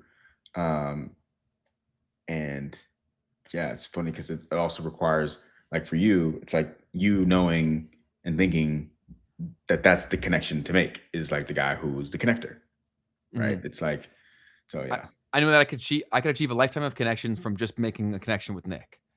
totally. That's what I did, right? And obviously he benefited from it too because we grew our businesses together, and that was because he was getting to know these people. I was telling them what to do, and it all worked out. Teo said, "How do you get smarter than these people, though? I feel like I'm pretty smart, but my ball knowledge isn't there to seem smart enough." So I think that's more of a confidence thing we're talking about, and I think you get the confidence through application on your own things, and you build up an irrefutable amount of evidence that you do know what you're talking about. And so I had to do that by doing it for myself and then getting grossly underpaid by doing it for people who didn't listen to me. And then now I'm at a point where I restrict my services to people if they're a pain in the ass because I've built up that ability to do that. So it's like the blueprint has always been the same. And I've repeated on this show for so long. It's like getting so good at something that and being early where only you realize how important that it is. And then you have to get grossly underpaid because unfortunately, where we are in capitalism, a lot of the people that don't know that much have the money and they're able to gatekeep it. So I'm hopeful that that changes, and I'm hopeful that your path towards it is a lot easier than ours had to be. But that was just part of the situation, and that's always been the case even growing up, though. Like That's not new. What's up? You found something? No, I was just gonna. I love the opportunity to respond to that, Teo. Like the thing about those people is that they're probably not all that smart. They might be somewhat genetically gifted. Sometimes you do see that. Don't get me Well, wrong, bro, a lot of them are dumb as shit. but a lot of them are not, and because they don't have to be. Just like, okay, this is a crazy take, but like people who grow up in general, society rewards people who are attractive. People who grow up super attractive, sometimes they don't like work on other qualities or other parts of themselves because they don't have to. It's the same Totally. thing. It's like the pretty girl, man. Like the really hot girl didn't develop a personality. And we even talked about this in it's even exacerbated in the age of social media because the value of physical attractiveness has never been higher. So the Mm, need to develop any personality has never been lower. wow. So that's why when I walk around the city, bro, it's like they're made in a lab. It's like that meme where you see all the Buzz Lightyears and they're like, "You'll never find someone like me." It's like, but it's just because it's not their fault. It's just the tools in which we communicate. Totally, totally. So yeah, man, it's like you're actually competing against someone who's not even gonna they're not even gonna try. Like honestly, I've seen some of these kids, man. Like these kids are the heirs of crazy stuff. And Mhm. like they party, you know? I'm They don't have telling to you, do anything. it only takes one generation of laziness. Like the whole saying, like tough times create strong men create good times create weak men. That thing is very, very, very real. Like I cannot stress that enough, man. I grew up in a very privileged town and I love a lot of my boys, but they were in good times and it is incredibly apparent now. And you see it all the time. Like I can basically predict with strong accuracy what people's homes life were like based on their work ethic and their resiliency. And so with how fast things move now, if you have those positive attributes, you can get out of a bad situation extremely quickly. So true. So Like true. it can change on a dime because there's so many high leverage things. Like growing up, people would have begged for something like social media or like we have products that exist and that can process transactions 24/7. Where if Keith and I come up with a good idea, like we can instantly have a top selling product, right? That's an incredibly exciting thing. But to take advantage of these things, you got to get off the sidelines and get in the game. Whether that's like posting content to take advantage of that leverage, whether that's building something that can sell, even start small, like making your own money on the side where your leverage may come from investing, right? Like if you guys love crypto, then what you should and you don't want to build a business, okay, maybe build a side hustle and then all that money that you make from doing basic services, you funnel that into bets for crypto, right? Like long-term buy and holds. The one advantage that those people have over you, the only thing that I think that actually materially matters is that they've grown up in a world where it's obvious to them that they can just do it, Yes. whatever it is. Yes. The entitlement is yeah. I think the point is they'll just try. They'll just try it. They'll just be like, "Oh, what's going to stop me from doing it?" They don't even think about that. They just like, "Oh, Yes. I can do this." And the benefit is that they used to have the safety net because of the financial cushion, but now a lot of these things don't require finances to start. Right? Like if you're doing it all yourself, is it Totally. going to be way harder to do it? Yes. Is it going to be a pain in the ass? Yes. But like it also you become a cheat code when you have to do everything yourself, right? Like why I say people have fake jobs is because I know that I've had to have 20 of their jobs to try to just build my business and get it off the ground. You know what I Right. mean? So like, Yeah. and that's why so many things eventually things just become so obvious for you because you realize that every overcoming every obstacle is just systems thinking away. It's optimizing for the outcome that you're trying to get to. It's like almost every problem is the same problem. You just don't know how to think. Right. And then by being an entrepreneur, you figure that shit out quickly. No doubt about it, man. Become a Marine or a barbarian. What's a barbarian? Um, I know like barbarian. There's a TV show. Bob the Barbarian. just like a barbarian or But barbarian. I also, man, this is a bigger thing in the States where you guys have a lot of there's a lot more rich families there, right? Or at least they're a lot more public. And also because you guys are so big and you're so much of the world's economy, like there's so many people that are rich there. Whereas in Canada, like our wealth is a lot more not as on display again because the optics of it all. But I found it's always so funny that how it's crazy how the perception of someone will change when they know that, like, they come from money when they enter the room. Like, "Oh, he's Mm. so and so," and he's like, and I was like, "Who gives a shit that his grandpa did something? Like, I don't care." And then I'll be like, "Well, like, why aren't you kissing his ass?" I'm like, "Because he's dumb." You know what I mean? Like, if he does something really cool, sure, I'll say how great it is, but, like, he's literally done nothing. Like, why does he even deserve this social credit? I'm like, "This is dumb." Totally. Yeah. Um, I struggle with it because I legitimately don't. I don't either. And I know people because you can politic, you can do that, you can play that game and become the person who gets handed the $10 million to do whatever, right? True. I probably could have made my After life easier. years. Yeah. Dude, I know my best one of my best friends, like that's like his life. Is He, she kissing like being ass? in it, like like networking it, working that. I wouldn't put it that way, Okay. but like that's what he does. And it's Yeah, like his life, he's gonna definitely like get to where he wants to go way faster than me. There's no doubt about it. There's no totally. doubt. That's very But it's true. just like, it's just like, all right, like I definitely have chosen to not go that Mhm. path. Yeah, and there's no right or wrong answer. It's whatever that you want to do. I just I've never had that in me where I can pretend to like someone or agree with them if I don't. In my weird way of looking at this is super egotistical, but this is how I look at it. I'm like you're spending time or people are spending time being around those people. Mhm. I'm spending my time becoming that person or like becoming that great grandfather. You know what I'm saying? Like that's Yes. how I look at it. You know what I'm saying? I think that may also be your aiming, right? 'Cause if you like, to do what I think that you want to achieve, you can't do it any other way, right? But if you want to settle, and I'm still saying it would be amazing, but, like, settle for a lot less, what you're saying your friend's doing is a guaranteed path. Do you know what I'm Totally. saying? So I think it's all Totally. about decisions of, like, what are you optimizing towards, and that's also why I worked for myself. I was like, the life that I wanna have and my ability to leave this country, I can't do it any other way. So I'm gonna have to build the businesses. I have to do the hardest shit all the time for the longest time. There was no Right. other option, right? So I think once you make that decision, then it all just becomes obvious. And I think that's also why it's so incredibly important to outline what you want from life, right? Because when you have that clear destination set, there's almost no maybes. It's does this help me get to this or does it not? Love And it. it's not to say that's gonna be easy. Most of the shit's gonna be hard, but you know you should do it. And would you say that your buddy is like content and happy with everything? I think that's something that's going to continue to be a struggle. He's gotten a lot better. He's gotten a lot better with that. Um, but I think that that's a long term thing that has to be thought about too, because we've had conversations about like decisions to make as well. Because like, dude, like let's be real too.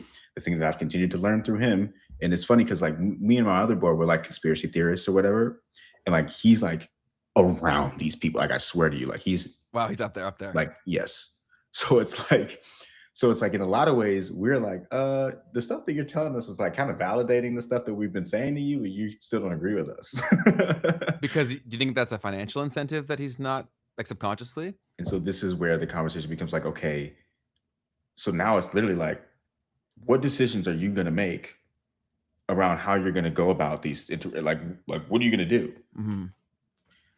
And it's just been super interesting because he thinks about that. He's like, well, like I probably don't have to like make this investment. I probably don't have to do this thing, but like this guy knows. This guy's like in it, like blah, blah, blah.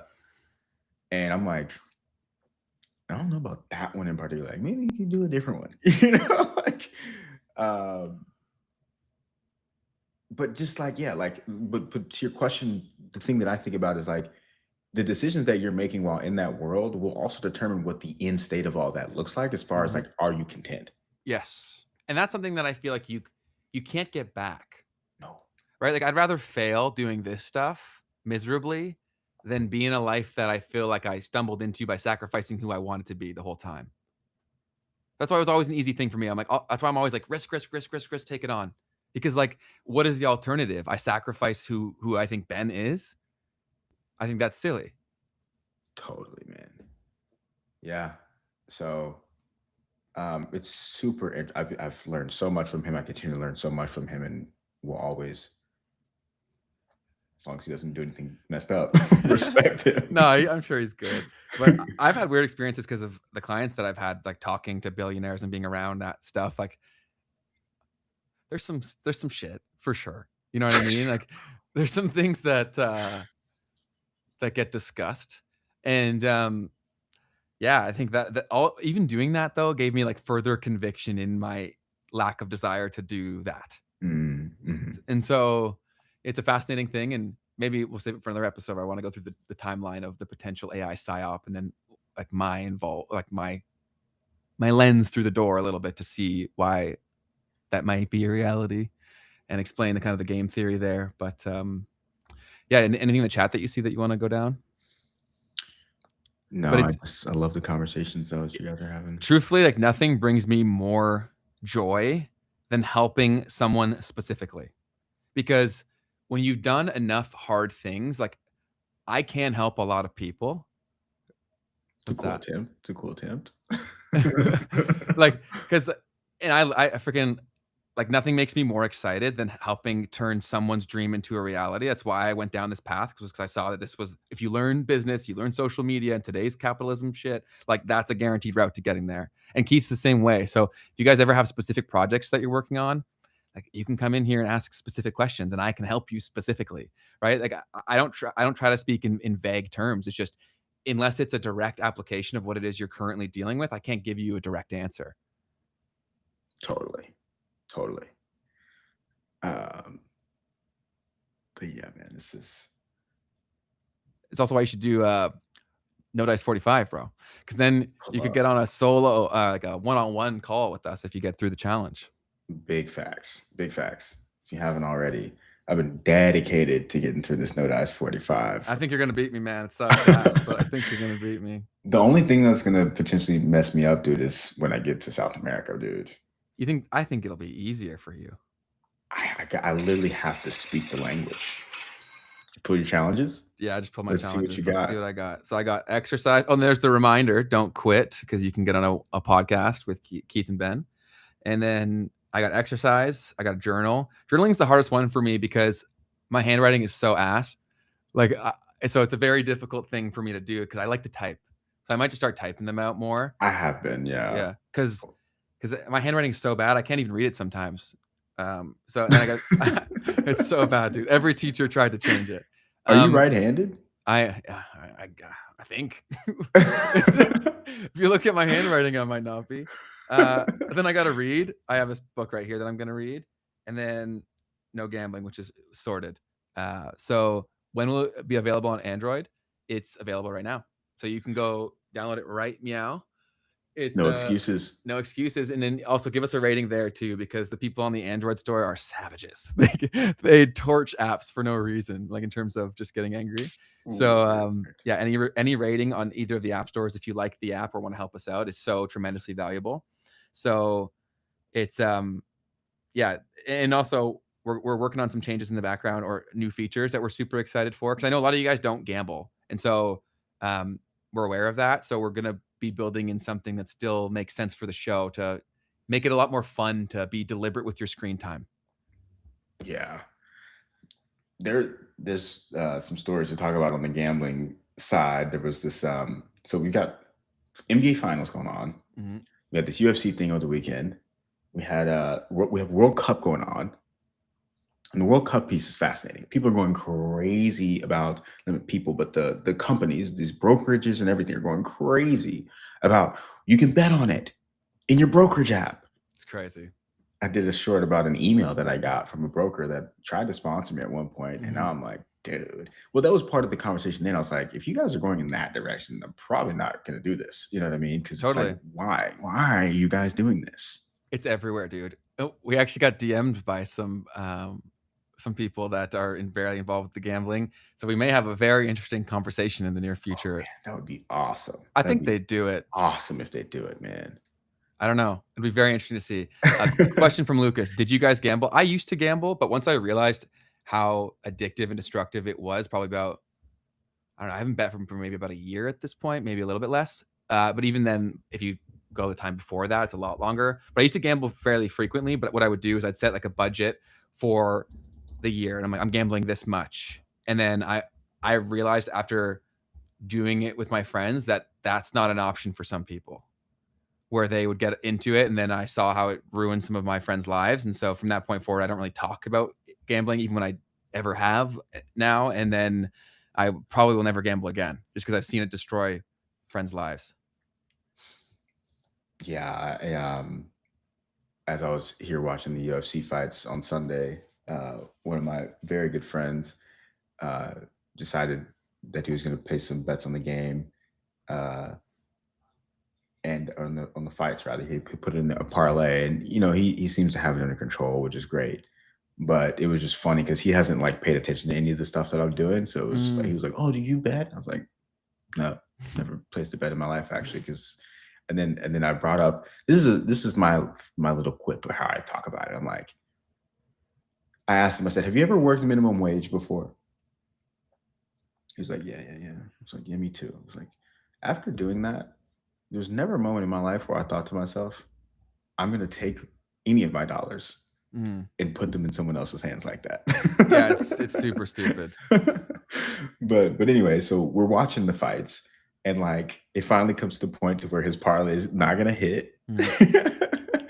And you see all the excitement of the whole thing go away. And I'm just like, that's crazy, bro. So he Like wasn't that's enjoying watching it crazy. anymore. It wasn't the like, of course he's enjoying it, right? He's watching, but it's not the same thing. Of course not. It's not the same thing anymore. And I'm like, yo, that's wild to watch that happen in real time because I'm not around it all the time, to be honest. Mm. But yeah, so No, gambling is crazy. It's everywhere, and there's just so much money in it that if you can incentivize enough decent creators, you can just create normalcy around something. Because man, so many good videos that I'll be like I'll even save it being, oh, that hook was really good, and then 10 seconds into it, it's a rain bed ad. And I'm like, bro, like, come on. yeah, man. I So was Chad, talking. this Go is a ahead. good point. Sorry, it's a good point. I had to cut you off there. Sorry. Mm-mm. I just saw Chad's thing. Can't say I don't gamble because I still buy meme coins. Just download the No Dice app. Yeah, that's Let's why we go. don't advocate buying meme coins, because they are basically like gambling. So that's why what we try to advocate is like long term, high conviction buy and hold type things. But people do play around with meme coins. I've bought meme coins before, but yeah, and we're glad to have you on No Dice, Chad. That'll be awesome. Yes. Yeah, I've totally had people convince me to buy some stupid meme coin before. But it's always usually the tiniest amounts of money. Yeah, and I guess the only gambling that I kinda do is, like, occasionally I'll buy, NFTs, which Mm. is but, like, I'm content. I buy them expecting them to go to 0, and if I make money, fantastic. Like, I bought this one collection the other day while you were here, 'cause they were, like, $10 each, and, uh, yesterday, it got featured in a Beeple piece. Interesting. Yeah. Thomas says, "Ben, you're an NFT guy." I beat you to it, bro. Um Yeah, but I scream from the rooftops, "Don't buy NFTs." Like, so it is what it is. And also, again, like, I don't have that, personality where that's an issue for me, and I also have no fear of any of my friends buying NFTs because they wouldn't even be able to figure out how to do it. Suffer Lines OS, you said something that I gotta tap in on because this is something that's fascinating to me about human psychology. So Suffer Lines OS said, super lucky to have never felt the pull of gambling. Sugar and weed were always my struggles. Mm. The reason I bring this up is because a lot of the times when I tell people about the fact that I don't smoke, I don't drink, and stuff like that, people are always they always like will dig in like to find out what my vice is. And I find Like that to like be fascinating. like you have to have one? Yeah, like they're like, "Oh, so then do you drink caffeine, tea, water? I mean, coffee?" I'm like, "No." And then like, "Okay, but like sugar? Like what desserts do you eat?" And I'm like, "Yo, bro, like calm down, bro. I'm not asking you what, you know what I'm saying? Like more about your vices or all of that. Like, but you're asking me because why? Like, why does that become the way that you go about that conversation?" Uh, I never said that I thought that it was like a good thing that I don't drink or that like you know what I mean? So I just think it's fascinating. It's uh It's like there's something wrong with you, kind of a thing. Like you can't be better than me. It's like, oh, I never said that. It is fascinating psychologically how much of a norm that's become. Like everyone has to have someone's like the saying, "What's your vice?" Mhm. Is a very commonly used one. Yeah, For Keith, man. it's books. Yeah, that's my collectible. That's funny. But yeah, no, it's all just, whatever it is for you that's the struggle, right? If you get over that, then that's the thing. I think that's what matters. Or like, yeah, if something is negatively impacting your life and you can cut it out, dude, that whatever it is, whatever time period you're able to do it for, Mm, that's a challenge that you've won, that you've completed. totally. And that's the whole reason we built No Dice was to like every task that's in there is something that I've used to like basically save my own life at points when I was very, very low. Right. So, because the great thing about desperation is your willingness to try things. Right. So when you're at very low places, you're like, okay, I'll try whatever. And then you figure out what works over time. And we tried to build all those things into the app. So that way, regardless of what it is you're going through, if you feel your life can be better, I'm incredibly confident that if you go finish that 45-day challenge, there's no way your life won't be better. Which is why we're talking about doing a money back guarantee at some point where we might say, like, if your life's not better and you go through the challenge, we'll give you your money back. We're trying to figure out the logistics of that. Yeah, dude. We should probably make it to where we even pay them because it's literally impossible. You know what I There's mean? no way. I get to, yeah. but but yeah, so like think about that as a hook. I'm just like, I will literally pay you $100 if you don't change your life in 45 days. But anyways, um, yes, like I've enjoyed doing this and I've realized, okay, I'm gonna get through this the first time and then I'm just gonna do it again. Because otherwise I'm gonna make some excuse to myself as to why I'm not talking to people anymore or It's a why great I'm not. reminder. Yeah, it's like just set up my own challenges. I'll put the 5 compliments a day in there, and that'll be something I do every single day, Mm. you know? Yeah, no, and it does do wonders to change your day, especially in a big city where everyone's wearing headphones all the time. Everyone feels more isolated than they need to be. Sorry, it's just it's a silly little thing we all do. Totally. I started becoming myself again, bro. Like the other day I was inside of a Sonic, which is crazy because it's usually not a thing, but like there's just an inside of the Sonic. And I just remembered like the silly stuff that I used to do, man. And like this guy came in and I said, "Welcome to Sonic." And they were looking at me like, what's going on here? Why is this guy greeting me coming into Sonic? But it's just like so fun. It's like, yeah, I like to make people feel welcome wherever they are. You know what I mean? Mhm. Um, and like, he's from Toronto. And so we just started chatting, and I was like, "Oh yeah, I'm over here." Like I was just exploring your city, da, da, da. And it's just like like little things like that to make you feel more comfortable with doing that is so massive. I've had so many really cool interactions here in New York City, and we talked about it last episode. Like people are like, "Oh, like um, New Yorkers are so mean and rude," and I'm like, "Bro, like I'm saying what's up to people. I'm giving people compliments, and I'm looking at them, and I'm like, I don't know how they're gonna respond to this." And then they're like, "Bro, like thank you Mhm. so much," like da da da, and like I'm just like, man, that's awesome. For the most part, I don't think they're mean or rude. I think they're just a lot more transparent, Hmm. right? We like in Canada, we'll always maintain optics and be polite more so. Whereas if someone has a problem with you, they'll just say that out loud more so. In New York, they're a lot more blunt. Yesterday, I was running through the park, and this guy on a bike, like I had to like cross over somewhere, and like I looked, I swear I looked, but this dude was flying on a bike, and so he passes me, and I'm like, like I had to cross this bike lane to get to where I'm supposed to be. You know what I Mhm. mean? And dude turned around, and he was like, like peed off at me, and I'm like, dude, like, relax. But I'm sure you get no shortage of that. If he had a horn, he would have honked himself away at me. Um, but yeah, so there's stuff like that, but it's like, oh well, like get over it. And then also, if as long as I'm also going out of my way to be nice and kind to people, I'm seeing that people are super receptive to it. You make friends if you want, Mm. and there's just no, there's no, this is a great place, one of the best places to be able to just meet people and have a good time. Because it's all about giving away. Because it's also very powerful what giving away can do to your brain to shift towards that of abundance. And most people make bad decisions or stay around people that aren't healthy for them because they're at a state of lack, right? And so, because so many times I've dealt with people and they're talking about the same problem they've had forever. I'm like, hey, why haven't you cut this person off yet? It's like, oh, well, I don't have any other friends. It's like, well, of course you don't have any other friends. Like, how would you, right? So shifting to a state of abundance. A lot of these challenges in the app are basically doing that as well. Totally. And it's like, you told me this, or you say this all the time. And this is a saying, but like look at where you're at right now, right?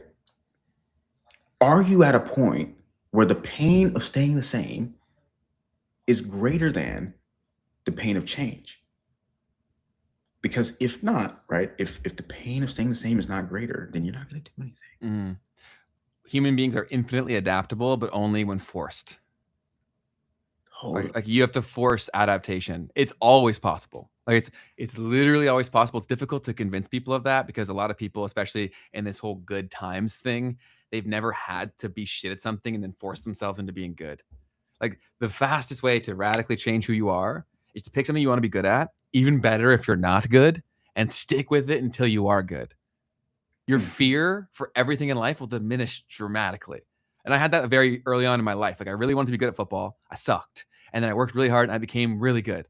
And then I was like, wow, that's how shit works. And the beautiful thing too is like, it's all about like just stacking little baby wins. You were talking earlier in the chat. It was like, what do I do to compete with those guys who already have it all? And it's like, dude, just give yourself a little win, right? They Just compound. like prove to yourself that you're capable. Because that's, once again, that's the thing. That's the only thing that they have over you. Totally. Is they know they're capable. Yes. And they don't have the fear. And you reduce fear by keeping promises that you make to yourself. Right. I think a lot of times people get stuck and they're like, oh, well, I don't know what promises to make. Cool. We've made that easy for you too. Right. Just go in and push the button and then keep those promises. 100%. Like so beautiful. You can become unrecognizable very, very fast. And I've seen it happen with people that give themselves the opportunity to see it in themselves. You know what I mean? Yeah. So take the challenge is basically what we're saying. Go, no Dice 45. Start today. We're posting about it every day when we do it because I believe with every piece of me that these challenges have made me happy, like have made my life better, have made beautiful things take place, whether it be relationships, professional, whatever it may be. So I want that for everybody else. Totally. Literally, it's changing my life already. So this is the website, nodice.app. It's both on the App Store and on Google Play. So you can check us out. Leave us a review if you haven't already. It's also super helpful to us, but I genuinely recommend that you take the challenge. It's 5 tasks a day.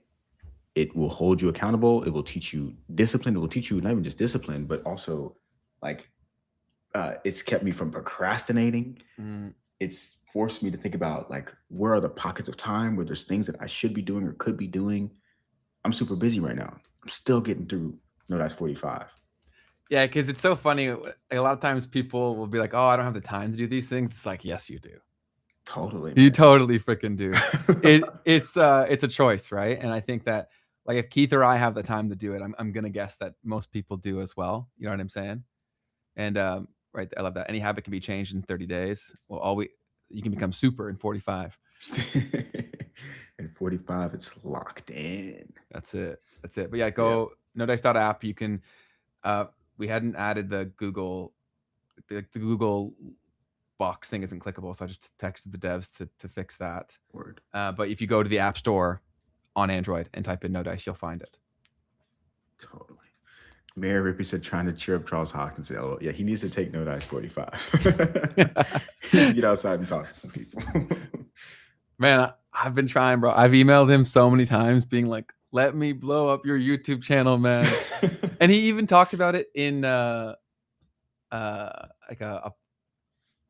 a episode not that long ago, or a stream where he's like, what's the YouTube strategy? We don't have that figured out. I'm like, brother, I came to your doorstep. Like, I'm trying to help you. But it'll happen eventually when he's ready. And I'll blow him up. Because I was saying this, even if, Charles, if you see this, work with a YouTube strategist, even if it's not me, you have a treasure trove of back catalog of content of streams that can still be relevant with a relevant title. Just go make it something that someone who doesn't know you can click. Bro, he's got like hundreds and hundreds of videos, man. And it's a even bigger hack is if in the beginning of the video, Charles, you were talking about stuff that is timely, if you leave that in there, then it makes the video unwatchable, or they have to get through the first minutes of whatever. So go use the editor tool in YouTube and trim out the parts that are completely irrelevant. Let it start from where the point is, where it's more evergreen. Love it. That's it. Do you want to get into part 2 or second half? It's time for the news. Let's do it.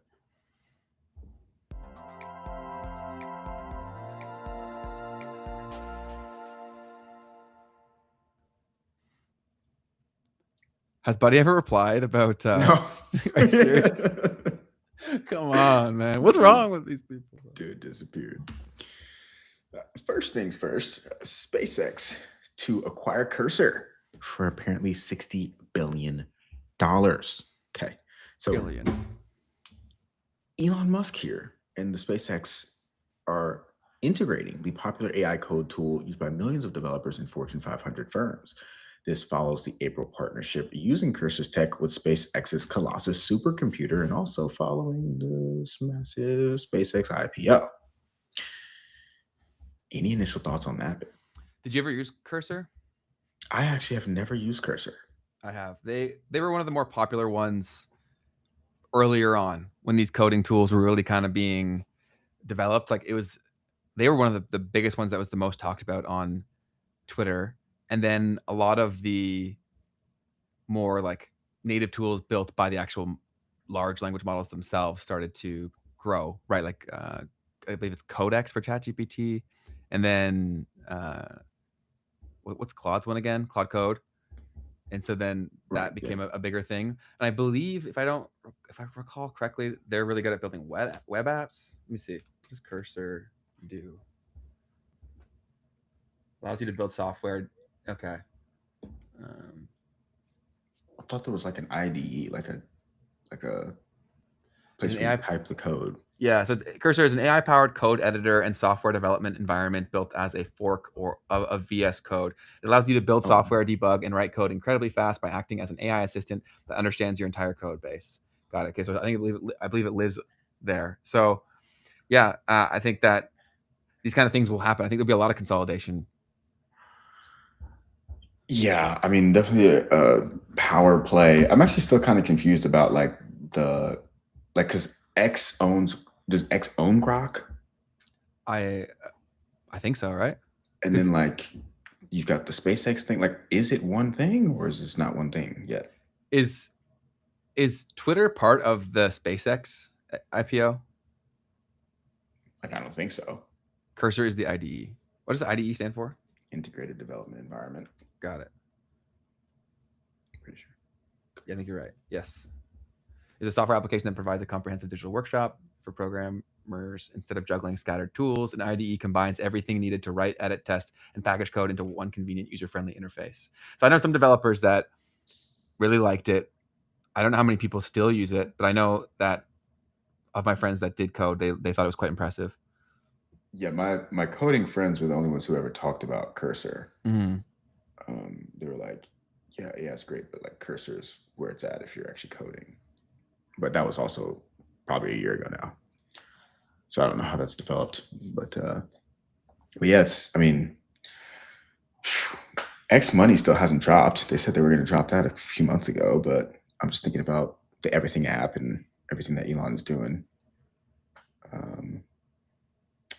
Yeah, I think Elon, Mark Zuckerberg has had obviously a very good jump off. They have billions of users. They definitely still have that edge over Elon. But I don't know, man. Elon might have, I guess, also through the physical devices.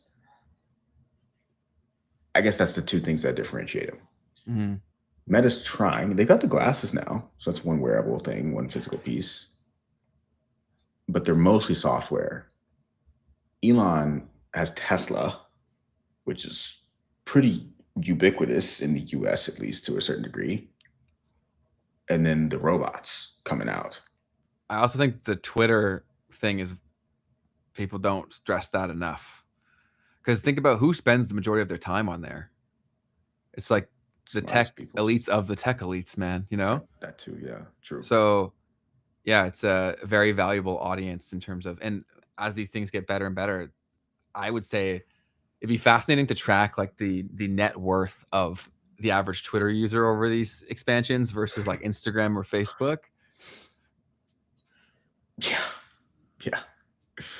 Yeah. I wonder what the way to statistically do that is. It'd be impossible. But I'm just mean, you can actually learn some crazy stuff on Twitter, and because it is people that are so smart, the pissing contests that go on there are just crazy. It's wild. Yeah. I'm trying to get smart enough to where like I can participate in that. There's just no upside. So I thought about sharing stuff, and I'm just like, who cares? Like, Yeah. it doesn't matter what you say. There's either bots or real people who will just be like, this is dumb for this reason. No, it's dumb for that reason. It's like, okay, man. Yeah. Like everything that I put out, unfortunately, it gets like drugged downward as far as like the level of conversation. Mhm. So I'm like, I think it's a me thing. It's like once I get smart enough, like there will be people who actually like have real critique for what it is that I'm saying, and that'll be interesting to see how that goes too. Mhm. But yeah, Twitter's an interesting place, man. Like, oh my goodness, because there is some real discussion that takes place. It's just like that's one side of Twitter, and then there's just like the other complete slop bot. Really, I would say the only places worth consuming is like Twitter and YouTube. Totally. Like anything you consume on Instagram, for the most part, garbage. Facebook, the same. TikTok, the same. Yeah, YouTube is freaking crazy, man. Just like because also there's still more and more coming out. So like your ability to like get exactly what you want to learn for the day or the hour, like it's kind of getting there. Like Where is this? YouTube, sorry. I don't know what I Mm. said. I'm excited for our Discord where we'll share some playlists of the things that we're watching. Yes. Yes, that's gonna be super dope. That's being built out as we speak. Yeah, folks. So you'll soon have a free place to hang out. Will it be free? Can you make Discords paid? Oh yeah. Well, maybe we make that part a small price. But I think for most of the channels should be free. Sure. We'll talk. No, we definitely want a place for you guys to be able to gather for sure. What about Substack's actually a decent place as well. I think that it's pretty good too. So that's totally fair. I missed that. So you're right. That's somewhere that's worth spending time. But oftentimes it's because that's the only place where people that post on Twitter post longer form stuff, which is why they recently made that update to focus more on the long form stuff. But they still don't have the read it to me thing. Ooh. That's super annoying. I think it's fascinating that A16Z, I'm pretty sure they invested in Substack. Because I'm like, what is Substack actually doing that's all that unique? I mean, they've got the network. I think is kind of what they did. Like people are just there already and have built their businesses there. But I don't know at what point in that stage they bought or invested in Substack. Because I'm like, there's a ton of stuff like this. Like, how did they win? Is I guess really the real question. We lost your camera. You did. But we have some more stuff. So Brian said, you've been saying this for 3 weeks. Ben, where's the Discord? That's totally fair, man. I'm not making it, so I don't dictate the speed in which it's done. I don't do Facebook. Good call. Twitter or TikTok. Love YouTube. Yeah, YouTube's great. And yeah, every mastermind Discord is paid, bro. You need to pay for limit bots. Okay, well then I guess it's paid. All right. That's what y'all want, sure. I mean, because the thing is I'll get my camera figured out in a second. It's like, yeah, I've done a free Discord and like people just It becomes a shit show. It's just whack. Yeah, that Got too. it. Even just the verification and stuff, and people scam, and it's just terrible. Got it. Okay, then paid it is. And truthfully, just from like the videos that we'll share in terms of what we're watching, it will warrant the price point, in my opinion, because we watch some good shit.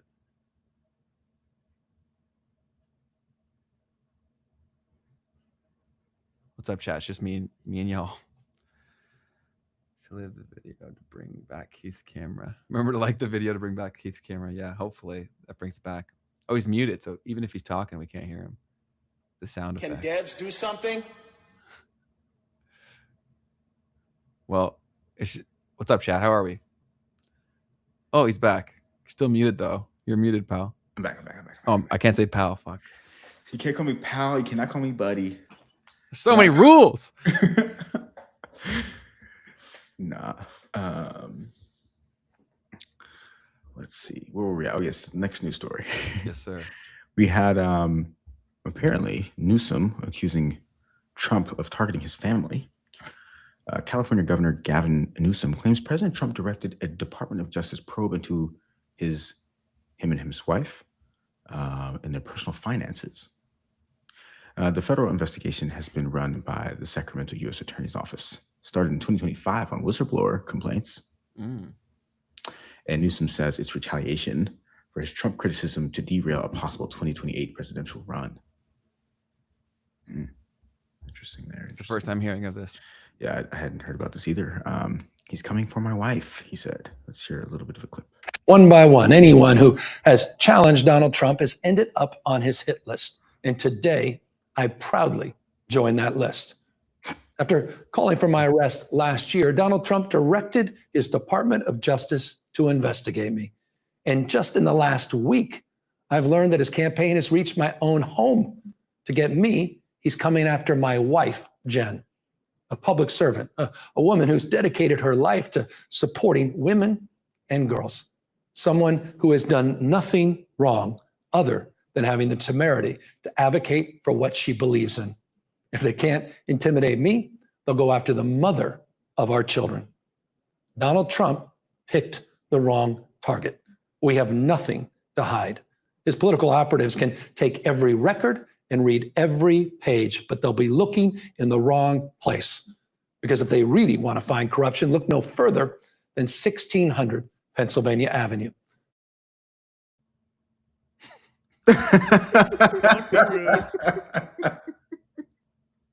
Oh, Gavin, brother, that's hard. That's hard to take. That. Sorry. I don't know. Was it his cadence? I don't know. It's definitely different than what he normally does. I'll give you that. You know, I got that gave me Trudeau vibes. I've seen enough of that where it's like that was pretty Trudeau-y. Wow. Yeah. So, well, Gavin, I hope no one's coming after your family, but yeah. Good luck with that and the 2028 presidential run. Definitely. Yes. But yeah, so nothing else on that one for me. We have he sounds guilty as hell.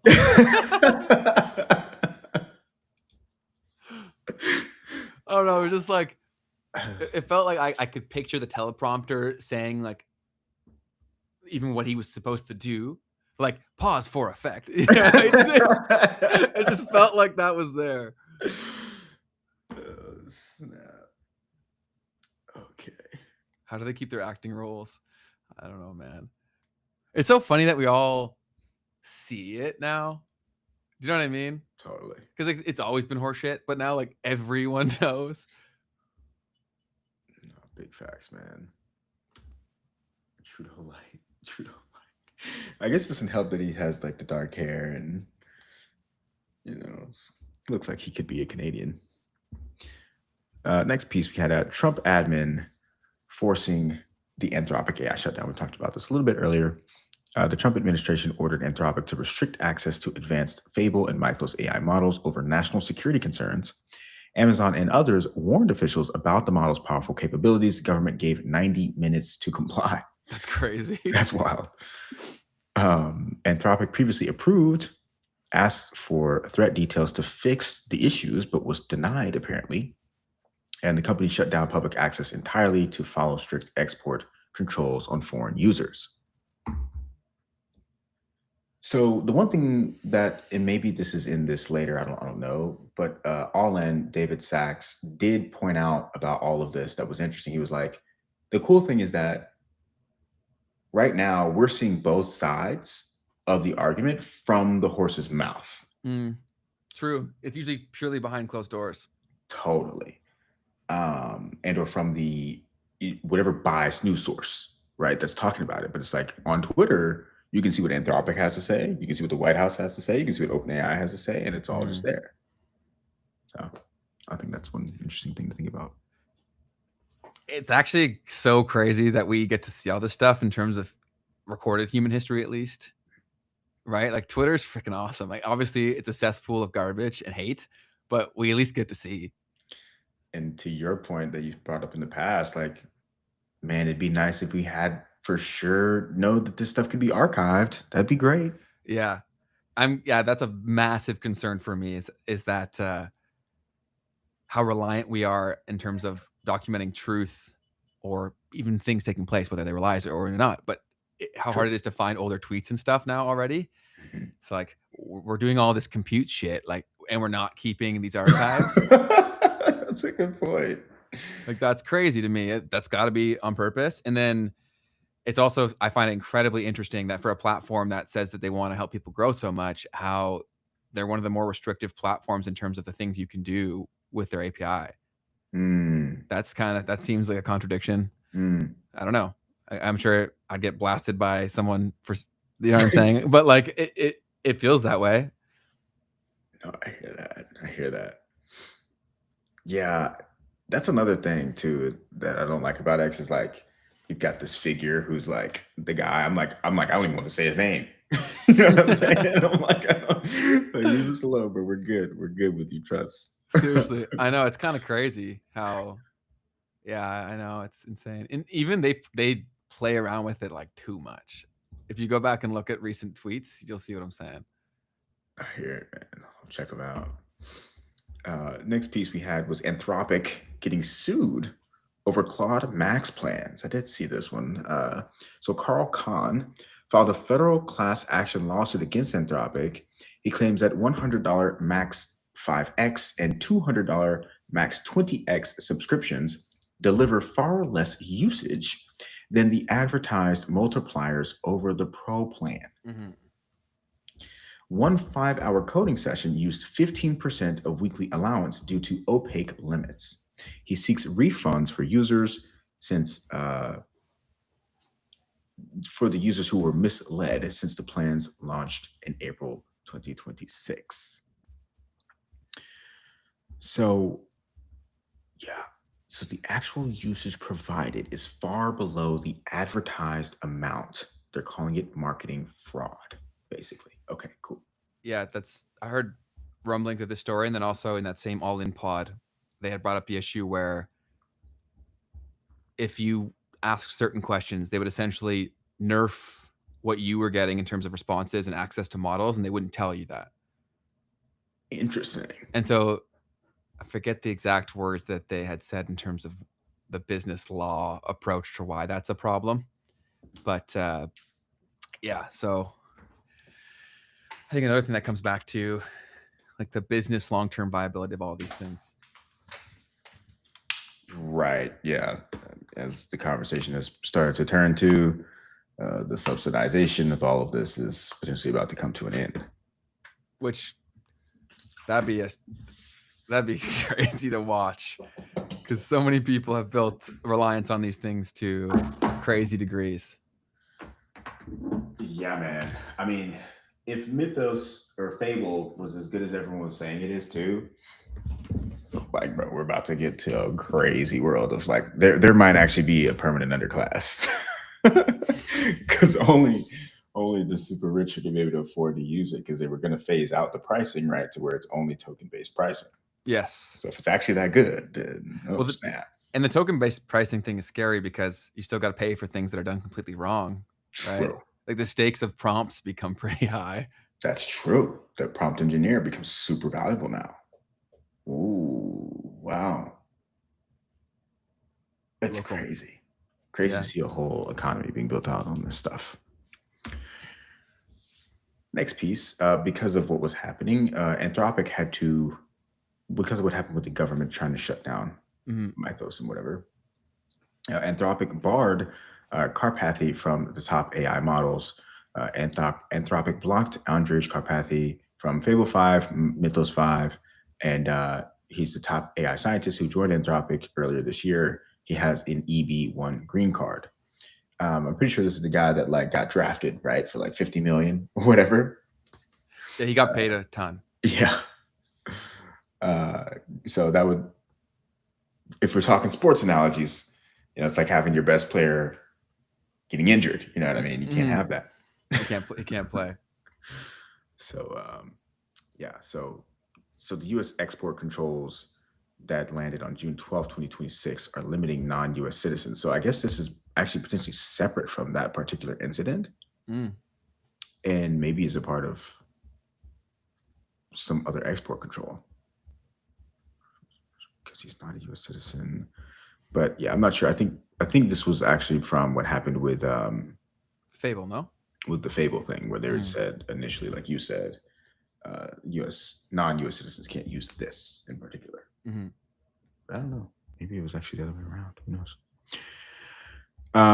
Now, this next one here is fascinating. Over the weekend, or I guess yesterday even, the UK Prime Minister has come out and let everyone know that the United Kingdom has banned social media for under 16s. He announced a ban for accessing major social media platforms like TikTok, Instagram, Snapchat, and X. The policy is aiming to protect children from harmful content and excessive screen time, with the rollout planned for 2027. Critics have questioned why it excludes some platforms and highlight other child safety issues like grooming and street crime that are happening in the United Kingdom, which I've definitely heard a lot of things about, and even within the parliament themselves, right? They've had a whole scandal around all that stuff. So it's interesting that this is what's happening here. But the United Kingdom is banning social media for people under 16 years old. Any initial thoughts on that piece? Yeah, we definitely saw this coming a mile away, but apparently it was also voted against pretty strongly from Parliament, whoever the people are, whatever you'd call them, and he still went ahead with it, which is fascinating. And to touch on your point where a lot of people say that the crime is a massive issue, there's a big push from the left now to basically say that that's all a right-wing psyop. So it's interesting to see like, who's telling the truth. I don't spend enough time there. I don't know what's going on in the streets, right? How would I be able to comment on that? But the social media thing, yeah, of course. Anything that's painted in an altruistic lens from the government, like come on. So yeah, exactly. This is how you roll out digital ID to get on the internet. I think that that's a thing for sure. It's also, yeah, it's very fascinating how much this stuff is changing and so rapidly. Dude, we appreciate you, Jay Heron. Dude, we really do. And sending you our thoughts. 100%. We really appreciate you being here and hope that you are able to get better soon. But yeah. It's why can't parents decide whether they go on there or not? It's horse shit. They're the parents, man. They want to be daddy. I think that they should kids should only have dumb phones, in my opinion. And then the computer should be something that lives in a common area, right? That way, if I was ever doing some crazy shit, which kids do, which I did, I learned about Google Safe Search the wrong way. But at least there were repercussions or potential threats where you're not going to go down that crazy of stuff when you're worried that mom or dad might walk in, right? Totally. Love that idea. But yeah, so the other part of that announcement was that like a few hours later or whatever, the UK made it very clear that adults will still be able to use social media by verifying their identity. Yeah, so Brandon, that's the point here, right? So they said it's kind of like limiting cigarettes or alcohol until 18 or 21. It can be just as dangerous as those. I would agree with it. And I think in a vacuum, if you had the tech to simply let that thing happen, I'm not opposed to it. I'm opposed to how they will do it, right? And then the trickle down consequences of them doing it like that. And then how, guys, like what they do is they move the goalposts an inch at a time. So you don't realize like a year later, it's like a mile away. Yeah, that's actually a very interesting point to bring up because like it's kind of actually an example of what can happen because you had an ID before probably those laws were implemented, I imagine. I don't know for sure, but like What do you mean? Like you needed a driver's license probably before cigarettes became a thing that you needed to be 18 or 21 to get. Yeah, I don't know. I don't know. I've never bought cigarettes. Cigarettes. Yeah, I don't know. But point being, the ID wasn't created necessarily for that use case, but then that's how it's getting used. Mm-hmm. And then you move forward, and the same thing's happening with digital IDs. This is the use case that is basically being implemented for, but then what comes next? You know, now you can't do this, you can't do that. Now in the US, we do a pretty good job of this to where you don't have to just show your identity if you're walking in the street. What my thing is, like, why can't there just be different versions? Like, why can't you, if you say you're 16, why can't they only see certain content? And YouTube kids, for instance, will not be banned in the United Kingdom for that reason, because they've created that option. That's hilarious, Chad. They tried the social media age verification in Australia. It failed miserably. Kids outsmarted it immediately. Word. Yeah, kids aren't dumb, man. And also, like, they say that they want this because kids are becoming less engaged or like more dumb. You think they're gonna start watching the news because of this? Like, spare me. There's no fucking way. There was that one clip of that girl saying what she was gonna do. I gotta find it, dude. That was hilarious. Yeah, totally. Create a problem whose solution. What's up, Asipa? It's in the doc. Oh. Create a problem whose solution has a piece of something you want to get done elsewhere. Always. It's always bait and switch. And it's so funny because they always do it like this way because they've got enough of a herd who will advocate for that thing. So that way it's like you can't even have a conversation with your peers because they've already bought the headline. Totally. Let me pull up the so yeah, this was awesome. This was so good. What was your screen time over the weekend? 9 hours. 9 hours. So suddenly you're going to have a lot more time to fill. And what will you do? Stare at a wall. Well, okay. I love that. Just trolling. Yeah, that was pretty good. What a light accent, by the way. I think from both of them, I guess it's probably somewhere near, I don't know, actually, where there's such a thin accent. But yeah, so interesting to see how all of that will play out. And then if you even just look at China, like China, they still get around all the bans and blocks, you know? At least like the kids do, I guess is probably the answer to that. The kids do. See, I think their biggest fear is people waking up to how much control you can take back. Right? And that's never been easier to do with even though, like, let's say local models in terms of educating you in terms of how you would do these things. Because I've found for myself personally, one of the most values that I've found in using AI was basically getting unstuck while trying to use other software. Because usually the troubleshooting guides are so crap. And also it's a dynamic thing. Software is always evolving. And so usually when you read the troubleshooting guide, it's for like 10 versions ago. So I found that AI is incredibly helpful for that. And so now with these tools in people's hands, like they can figure out a lot of these things to run these things locally, to do like to use browsers that aren't as invasive, a lot of those things. One of my favorite YouTubers, I'll try to find him and give him a shout out if you're into this kind of stuff. He talks about this stuff all the time. And where is he? But he's super funny. But he's Canadian too. Word. Noxo in the garage said, "When did you guys stop playing outside as kids?" I'm thinking to myself, I think I was like 9. You stopped playing at 9 outside? Like if you don't count sports. So what's playing outside then? Well, because like playing outside like on your own, like just going outside in the neighborhood and playing, you know what I mean? Kind of thing. Yeah, I never really stopped doing that until obviously I went to college. But in high school, we were hooligans, man, running around playing outside. That's cool, dude. That's cool. So this is the guy I was telling you about. I'll show you his stuff. I'm sure some people will have already known that he exists. He's a really cool guy. He seems like, I obviously don't know him personally, so relax. Here we go. So his handle is Some Ordinary Gamers, and he talks about this stuff all the time. And this was actually about some of the news literally yesterday about the stuff. So he covers the latest in this, and he also breaks down the things that you can do to counteract it as well, like the devices that you can own, Gotcha. all that stuff. He's a super smart dude and really entertaining, and he covers this stuff all the time. So yeah, go show him some love. It's Some Ordinary Gamers. Cool.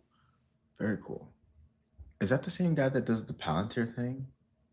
Entirely possible. He talks about the latest, basically, data issues. I think he blew up originally from like spending a lot of time on the dark web, and yeah, he's doing a lot of good work, man, trying to educate people on the rights that you have, because it really is a knowledge gap away. Like, why they're able to pull all this shit is because people don't understand what's being pulled.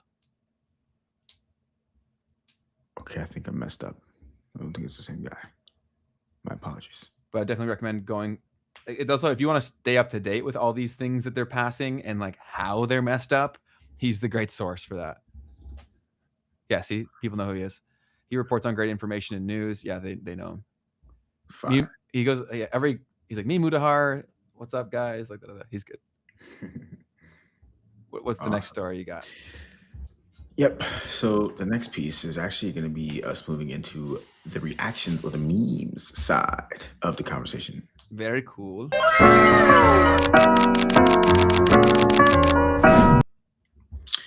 So, first thing is Elon Musk being a trillionaire. What are you laughing at?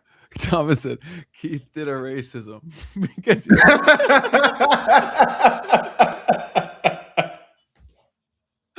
that's freaking awesome. You got me, guys. I apologize. We got him. Sorry, go ahead. Oh, it was great. It was great.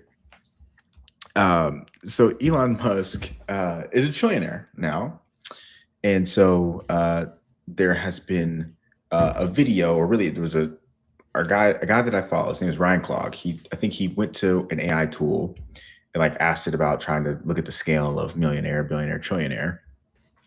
And he had this cool write up, and I did a video about it because I was like, well, this is something that's interesting that people would definitely want to hear about, and they won't read it.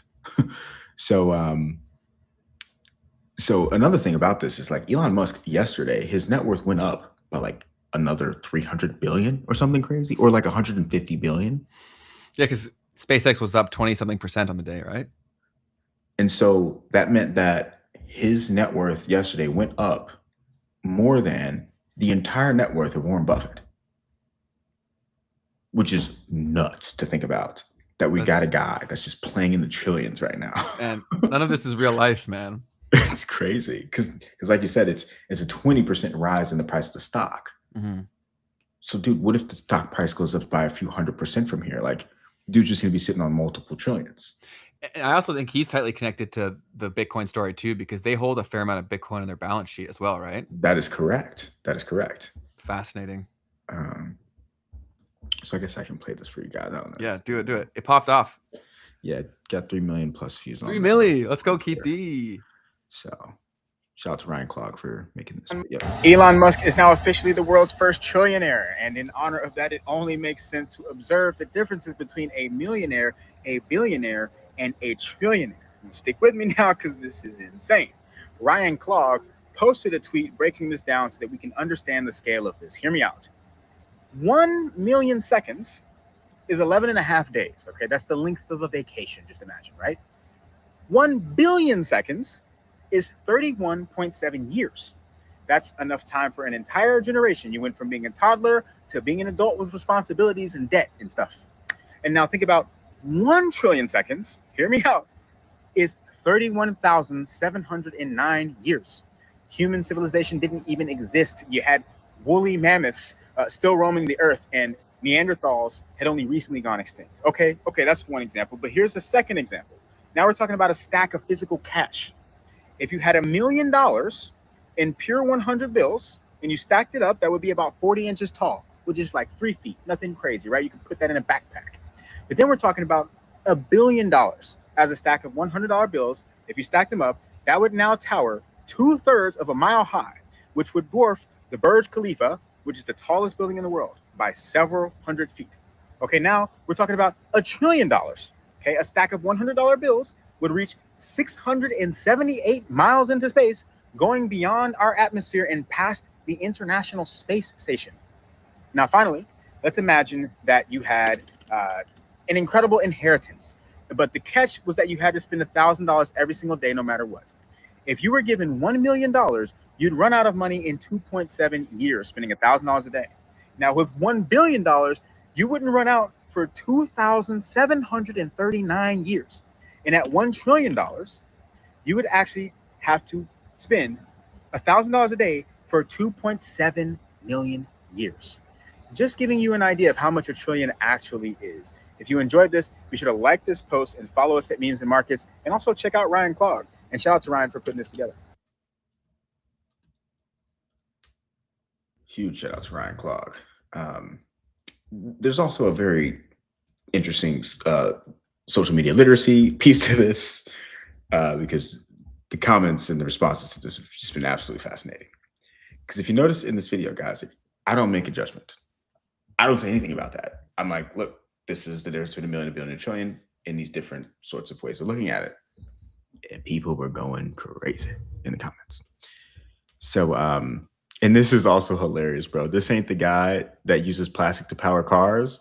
I've been getting that since YouTube. So it's funny that people are also saying this on other platforms. I'm not that guy. I'm not that guy. But so people were arguing back and forth about like whether or not this guy has enough money to solve the world's problems. They're like, oh, he doesn't actually have that much money liquid. Oh, but he doesn't matter. It's not the point. And like just crazy. So point being, like, this short form thing has been super interesting to me. I've learned a ton about how social media works from this.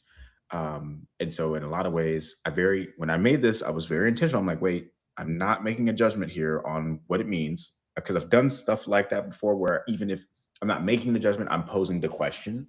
And I could have done that. It probably would have done even better if I was like, should someone have this much money?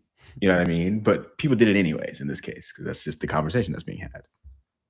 So anyways, things that get people super polarized like that are just things that just go off. Like this guy, his companies he owns are valued at this. He doesn't actually have the cash like the socialists would like to believe. Big difference between liquid assets and net worth. But if you can borrow against it and then in turn you have cash. And that's what they do, right? So, you know, but whatever, you know. So, yeah, that was that. Let's see what's the next thing we want to react to here. We had Jordy Visser opening up, predicting the OpenAI shakeup. He says he would be shocked if Sam Altman is still leading OpenAI within a year. Well, that's plenty of reasons for that. Let's see what he had to say. We're here for Alpha. So I will say that if you ask me between Dario and Sam Altman, who I think now, Sam Altman, in my guess, is not going to be the leader of OpenAI at some point soon. That's just my soon. Guess. Yeah, I'd be shocked if within a year if he's still running OpenAI. That's just me. Because he doesn't want to run, or because they may ask him to step down? I'm going to say both. Remember the incident at his house and all this stuff. I'm not sure it's fun, like, to be in that position right now. I just think that Dario has chosen a political angle in this whole thing, which is fairly popular with half of the country. And I think Sam Altman has nobody who seems to really like him. But the product people do like. And I still use it at this point, or not still. I did have a period where I used Claude almost exclusively, and it went down significantly, but now I've gone back to ChatGPT. So I just think in the end, OpenAI has an uphill battle because they made a bad decision. Yeah, and he goes on to say by choosing the retail market as well, like by going after them, it's a fickle audience. And also, if your technology is what you say it is, you're screwing them the most. That's a problem. True. So, yeah, I would not be surprised, especially with it seemingly Anthropic beating them in many ways, with the optics around Sam being what they are. I think he'd be forced out regardless. especially if they go public too, right? Because that's a whole nother issue. Is he could probably get voted out at that point too.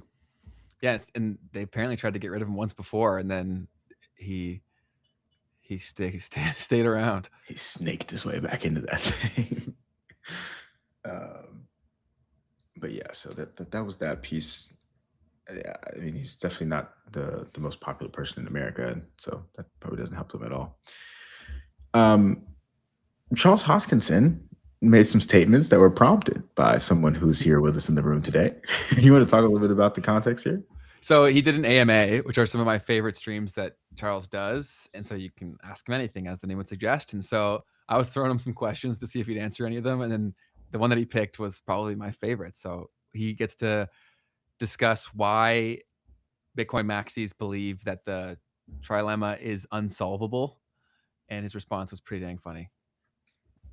Why do Bitcoin maxis believe the trilemma is impossible to solve?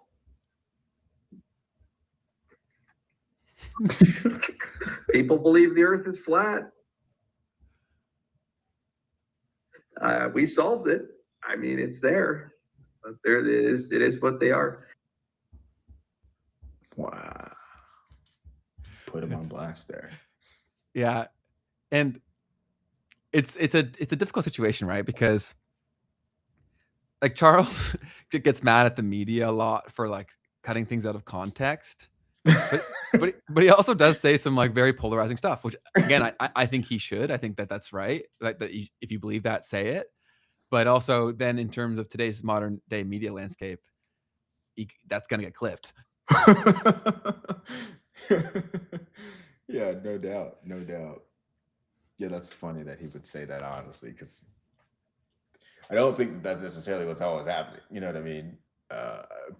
I think people take things and they take it to another level in the comments to the clips. But I mean, yeah, there's a lot of things that are being said that are rightfully polarizing, like you said. And the sentiment for Cardano is at an all-time low right now, but their technology is pretty fantastic, and their approach to building it is, I think, will pay dividends down the line if they don't all destroy each other. So we'll see. Totally. Next piece we have here is Graham Hancock explaining that ayahuasca combines DMT with a vine that lets the body absorb it orally. He says the experience can last for hours and may be physically uncomfortable. He argues that world leaders should experience ayahuasca before taking power, believing many would understand themselves better. Let's hear what he had to say. It's on Diary of a CEO he was on. Ayahuasca is a very clever technology. The ayahuasca brew contains DMT. DMT is not orally active. So you can drink a tea with loads of DMT in it, and it's not going to do anything to you because there's an enzyme in the gut that destroys it. The ayahuasca vine contains a chemical that shuts that enzyme down and allows the DMT to be absorbed orally, producing an experience that can last for hours, that can be physically very uncomfortable. I've said many times, and I'll say it again, if I had the power to do so, I would insist that every world leader has at least a dozen sessions of ayahuasca before they even apply for the job. Because you believe that would give them the same feeling of oneness that I think most of them wouldn't apply for the job at all. Oh, really? And those who did would probably do a much better job. Because they'd understand themselves better. Ayahuasca. It's a very popular topic of discussion. I think that the Joe Rogan experience definitely made that somewhat of common knowledge within that circle. So it's not something that I've done, but I have heard of people going to do like ayahuasca retreats and things of that nature. Yeah, I have not. But interesting. It's interesting in general in the US. It's becoming more of a scientific discovery and whatnot to do the whole psychedelics thing in general. Mushrooms have gone through that. And they're like making it a thing now, right? What was the thing was that the thing that Joe Rogan was in the White House about? Or was that something else? I'm trying to remember. Yeah, it was Joe. But that was for something else. No, because it was about the SSRIs and psychedelics, replacing them, I think. Right? Yes. Fast tracking the review of psychedelic drugs, specifically ibogaine. Rogan directly influenced the directive by texting Trump information about the substance's potential to treat severe opioid addiction and post-traumatic stress disorder. So yeah. Anyways, it's interesting that conversation is actually being had now. Totally. And Graham Hancock I got some of his books behind me, but he's become famous for writing his books about what he believes is like an ancient civilization that isn't documented in recorded history, and that he thinks that we were advanced a long time ago. So that's who he is. And the Rebel says that Terrence McKenna was in that way before Rogan was a thing, most definitely, but the internet wasn't really a thing when Terrence, like social media at least, wasn't. So it's become very popular from Joe's show. Totally. Next piece I had here is that Dario, the CEO of Anthropic, is saying that AI risks can't be zero. Let's hear exactly what he meant when he said that. You've said there's roughly a 10 to 25% chance of civilizational collapse. That is not insignificant. Is there a scenario where it's something that Anthropic built that caused that?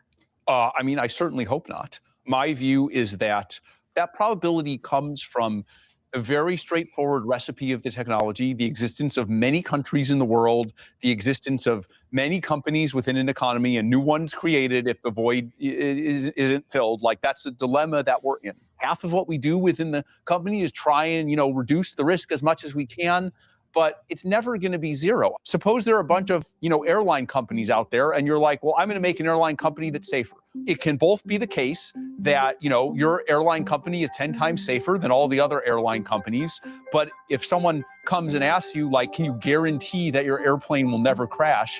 I mean, how could you? How could you possibly? But if there was a 25% chance of an airplane crashing, you wouldn't get on that plane. That's right. 25% is too high. We're trying to make that probability much, much lower. That is the goal. That is the goal, Ben. Any immediate thoughts on that one? I did watch the full thing. Someone asked, have you guys seen the full video of Dario and his sister? Yeah. So that lady interviewed both of them to a degree, and like hung out with them, walked around different places. And this came out like right as the Fable 5 thing happened. Mm-hmm. It was bang bang, which is like very, very convenient. Facts. But I did watch that, and that's kind of where I'm pulling the whole.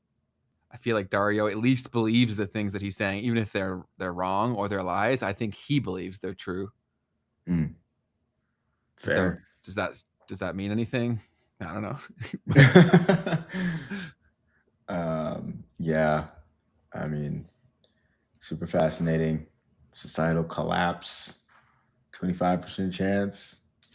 Yikes. Well, one of the points that he mentions quite a bit is that he could see basically like the numbers not making sense. So like there being rapid growth, but also rapid unemployment.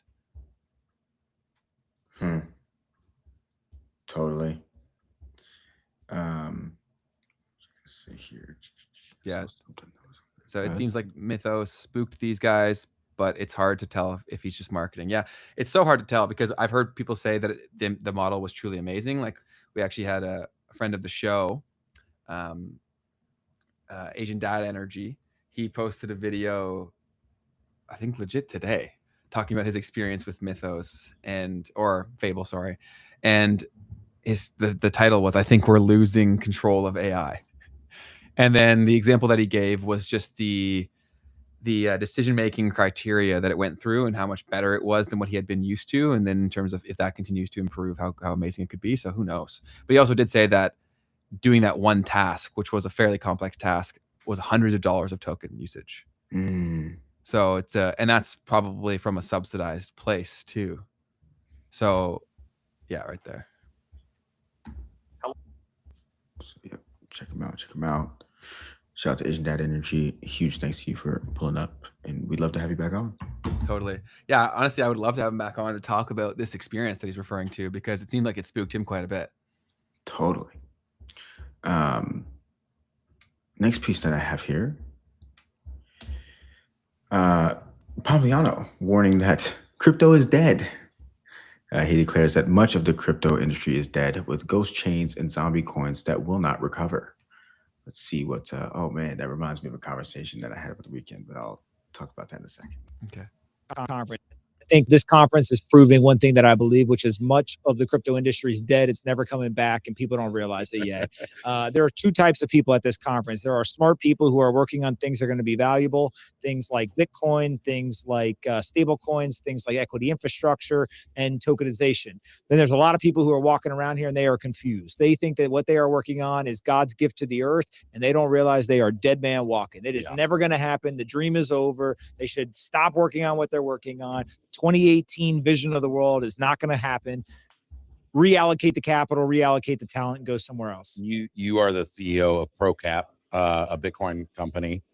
Let's talk a little bit about this, because you just acquired Sylvia, CFO Sylvia, which is an AI. We'll talk about Sylvia specifically. It's very interesting. But that brings sort of a real business inside of a Bitcoin treasury company. That's a trend we're seeing now. 21, Nakamoto. I guess not everyone can be Michael Saylor. How do you think about it? Like, is this DAT 2.0? Well, I think there's very big difference between the people who thought they were going to run a treasury company. And then if I had to give credit to David Bailey and Jack Mallers and myself, I think that probably the three of us understood that simply just holding Bitcoin on the balance sheet was not going to be a winning strategy. And so in our own different ways, each of us told investors early on, hey, we are going to build an operating business. We're going to look to acquire an operating business. I think David even said, hey, there's an option to buy my existing business, et cetera. Right. And so I think that there's really two different ways that you can accumulate Bitcoin on your balance sheet. You can do it inorganically by going and using capital markets, whether it's equity, converts, preferreds, et cetera. And you're going to buy that Bitcoin. If you do it in a prudent way and you manage your risk correctly, then that can be a great business. And I think Strategy is obviously doing a great job with it. I think Strive's going down that path, et cetera. But I think that there's this second group, which is trying to organically acquire Bitcoin. And what they're really doing is they're trying to build businesses that have revenue and profit. They'll sweep that profit into Bitcoin on the balance sheet, and they'll continue to grow the Bitcoin stack there. And so I think that the media is trying to label this as pivots. But if you go and you actually look, I know for sure those two guys and myself were very clear in a lot of the filings, et cetera, of like, look, we want operating businesses because we think that the organic acquisition of Bitcoin is a very different path than maybe what other people are doing. So I think I agree with him and strongly disagree with him at the exact same time. Right. So I think it all depends on how literal you're taking the things that he's saying, and also at like what point what's your view of most things? Do you know what I mean? Yeah. Because I think that if you're including just the sheer number of BS meme coins that get launched every single day, then I would completely agree with him, right? But I do think there's going to be a lot more competition for things that have been around for a long time, have built solid tech, and have some infrastructure around it, developers there. I still think that we'll see a lot of things that people are calling dead come back, but I get the sentiment of what he's saying. Yeah. I'm also just very interested in how the whole building and operating company around the Bitcoin thing really looks like in the long run. I think it could be a very interesting thing. But yeah, I mean, I think once we figure out who the real winners are, there will also be things that come out of that. Right? Like once we realize that, like, okay, 99% of this crypto thing isn't really needed. Mhm. Okay, but that 1% that is, Mhm. now you've got a building block Mm, that you can more strongly build the next things on. totally. And you had said that you had conversations that you were going to talk about after. Yeah. So I was talking to this guy that works at a market maker. He's a quant. And we were talking about crypto for some reason. And he was like, I just got so disappointed because I was like building my model. And the first thing that came up as an opportunity was Fartcoin.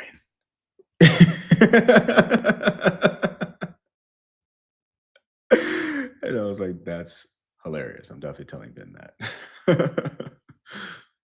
That's a good model, man. Yeah. But yeah, it's hard to take things too seriously when a coin called Fartcoin is the 157th highest performing asset still, or like biggest asset in crypto. Yeah. Crazy. But yeah, so next piece here is SpaceX surpassing the value of Canada, which, guys, it's hyperbolistic. I get it. But when I saw it from Couch, we've seen this over and over again over the past couple of years. People just crapping on Canada, man. Yeah, we do take it, man. But SpaceX has now passed the GDP of Canada. Okay, is what they're really saying. Mm-hmm. But and that's not something that's as difficult to do than to surpass the actual value of the resources and assets that Canada has. Yeah, and we're also a very small country in terms of population too. Yeah, so lots of untapped resources. Let's be clear. Next piece, Coinbase, banking AI agents. So Brian Armstrong jokes about solving the unbanked AI agent crisis alongside of Alex Visner Gross, talking about this. I'm not sure on the Moonshots podcast, actually. Yeah, he's one of the main people. And he's big on rights for agents. I do think, on the other hand, Brian, what you're doing for the agent economy is just tremendous. And I think in particular, the great unbanked set of AI agents, what you're offering is transformative for them. So it's funny, I hear a lot of times people come to me and talk about how crypto can empower the unbanked and the unbrokered. And this is the first time I've had somebody come and say and thank me for banking, the agents who are also being left out of the economy. Welcome to AWG's universe. I won't stop there, Brian. I'm going to thank you in advance for enabling non-human animals to be banked.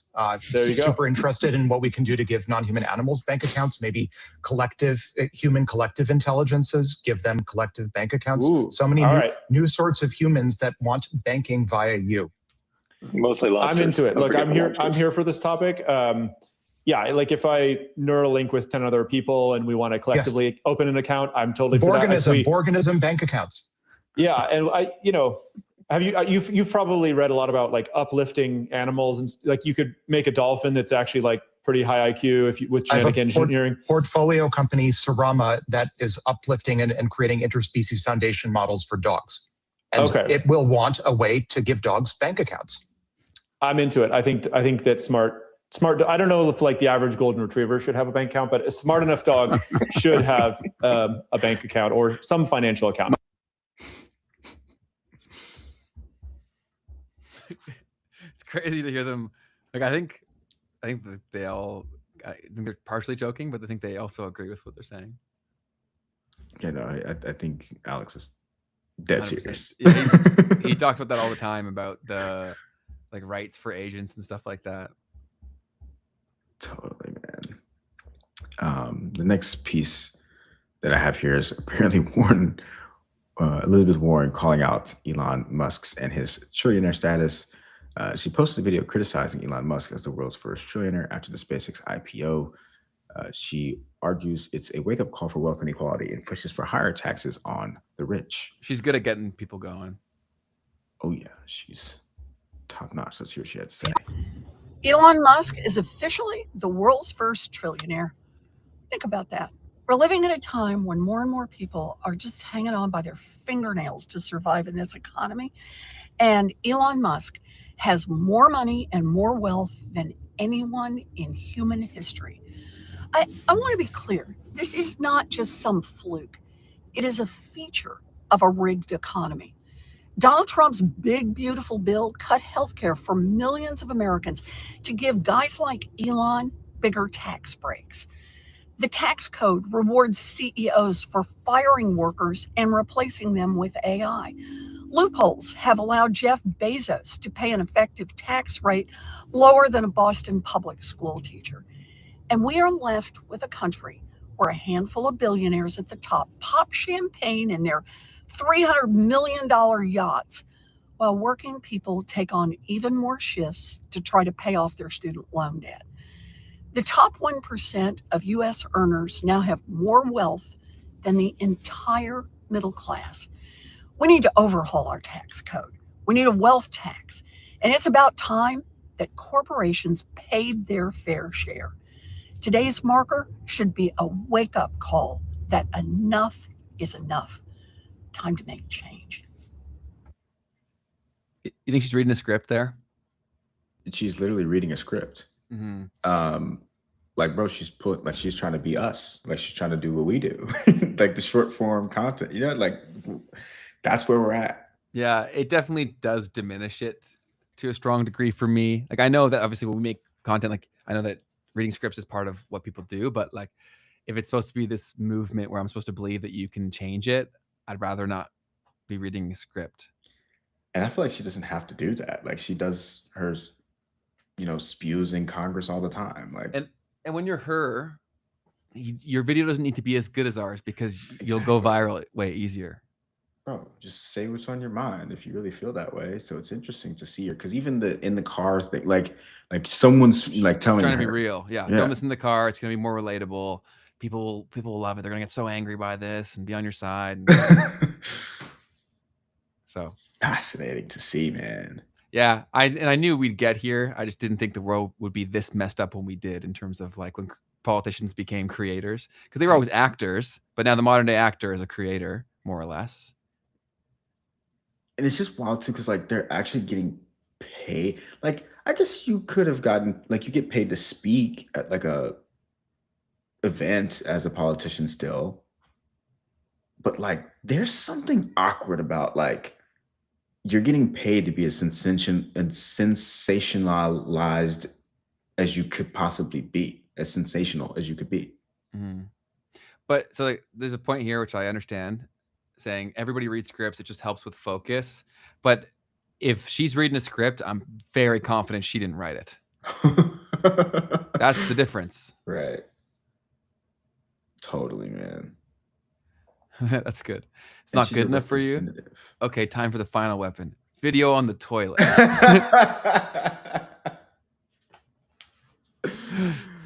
I don't think we've seen that one yet. That might break the internet, dog.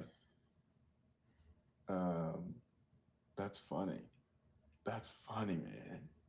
Gosh, this is so interesting. Like the attempt to create the organic moment. I don't know, man. Like, think about it. It all started with the camera. It all started with someone taking a picture, say cheese for the camera. Yeah. Well, but even like back then, it's like, well, why did they make the camera in the first place? Like, I'd be very, you know what I'm saying? Like, who was funding these things even back then?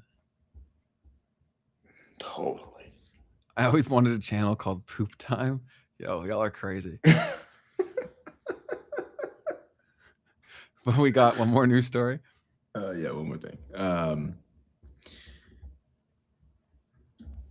So Figma dropped a Chrome extension that can copy any live web page into a fully edited Figma layer.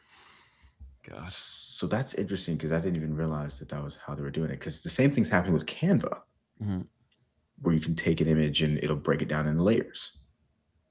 So Todd Saunders here said, goodbye to all original design work. Imagine a world where you can copy and paste a website into editable Figma layers. JK, you don't have to imagine this. You can do it with our Chrome extension. Is that legal, brother? I don't know. It's certainly going to get tested, because there's a lot of gray areas already as is within that whole indie hacking world of development. So they'll have a field day with that. I do think over the short term, it'll lead to a lot of people's stuff getting stolen, but then I do think it'll eventually force people to innovate on design, and we'll probably get some really cool stuff eventually. It's kind of like the lovable websites, right? Where everyone kind of can tell it's a lovable website and it's not valuable anymore. Even Wix, like stuff like that. It's like Wix used to look super clean and cool, and then eventually it's like, okay, but this is over it. Standard. Totally. Yeah, there's a lot of that crap. We'll see how it all plays out. But that's the final news story, right? Yep. Cool. What else do you got for the people? It's time for some community. Community.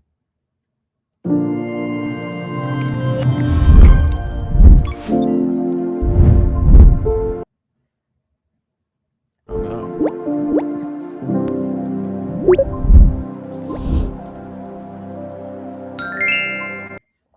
We see y'all. We did an episode on Thursday with Herwig Konings. Great episode. Homie. And yeah, we had a really good convo with the man himself, Happy Konings. And we talked about security tokens and how it's going to completely revolutionize the financial industry. So you guys loved him. I've even seen it in the chat today. You guys were talking about how the last guest was awesome. And then Jackie Kostia 5298. I love the fact that Ben is a Canadian and Keith is an American working together as brothers in truth. She's a fellow Canadian, or he or she, I'm not sure. What's up, Jackie? Appreciate you, Jackie. Yeah, I think that was something that we at least not thought about as to why to do this, but we thought about as to why it could work well. In terms of us being different in several ways. Totally, 100%. And we have, I'd say, unique problems on both sides of the border. Most definitely. Most definitely. The heck? Uh-oh. I gotta re-enter. Let's see if that works. Okay. It let him leave. Because sometimes when he leaves, it ends the stream. And folks, that would not have been as cool. You're back, but your mic is still on the other mic, I think. What's going on? They don't want you to win. They don't want you speaking smooth to the folks. The heck? Okay, I'll try one more time. Is everyone still here? Yeah, we're all here. Cool. I'll try one more time. Sorry, guys.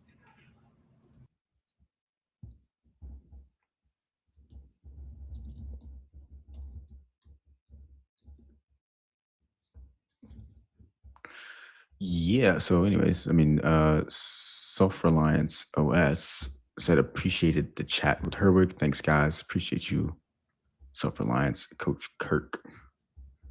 How's it going over there, Ben? I think we're good. I think you are. Cool. Dings for dimes. What up? Every time I listen to these podcasts, I get strong urges to buy more crypto. # not financial advice. Listen, yes, none of this is financial advice. Do not take financial advice from random guys on the internet talking to lenses. Especially if they talk to sticks, man. Watch out for those ones. Yeah, watch out for that guy. Robbie J. Davis. Woohoo. I was able to hype this video. I'm saving all my hypes for Eminem. I loved this show. What a fantastic guest. I will try to make it to the conference next week. Yes, totally go. Thank you, chatters, for holding it down. I'll be back on Tuesday, June 23rd. She is shooting a short film at the moment. Yes, what a sell. I saw some of your comments. Go. Continue the good work, dear sirs. RD's a legend. Yeah, RD is incredible. Truly. That's awesome. I hope we get to see that movie. We definitely will. RD, folks, is super legit. For anyone who doesn't know, they have been producing for massive movies and shows for decades. Wow. So, yeah, very honestly, just incredible that they're around doing what they're doing with us. It's really cool. Super cool. So other comments, one at a time. No, at one time, Linner7068, at one time, communities used to raise money to help families buy land and to build a home on it. The community would then lend that money to the family and collect whatever return was associated with the deal. Now it's illegal. Government is not a friend of the community.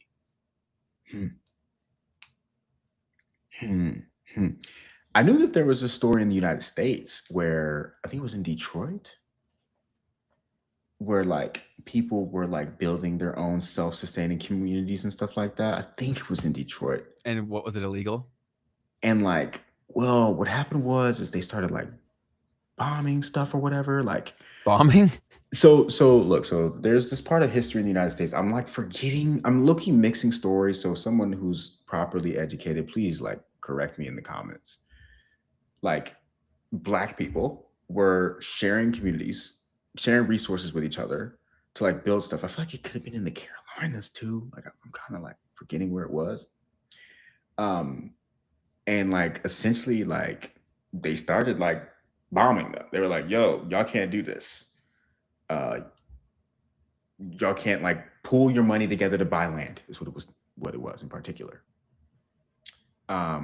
So I'm unfortunately not educated on where this was or what actually happened, but I do know that this is a part of American history. Mm.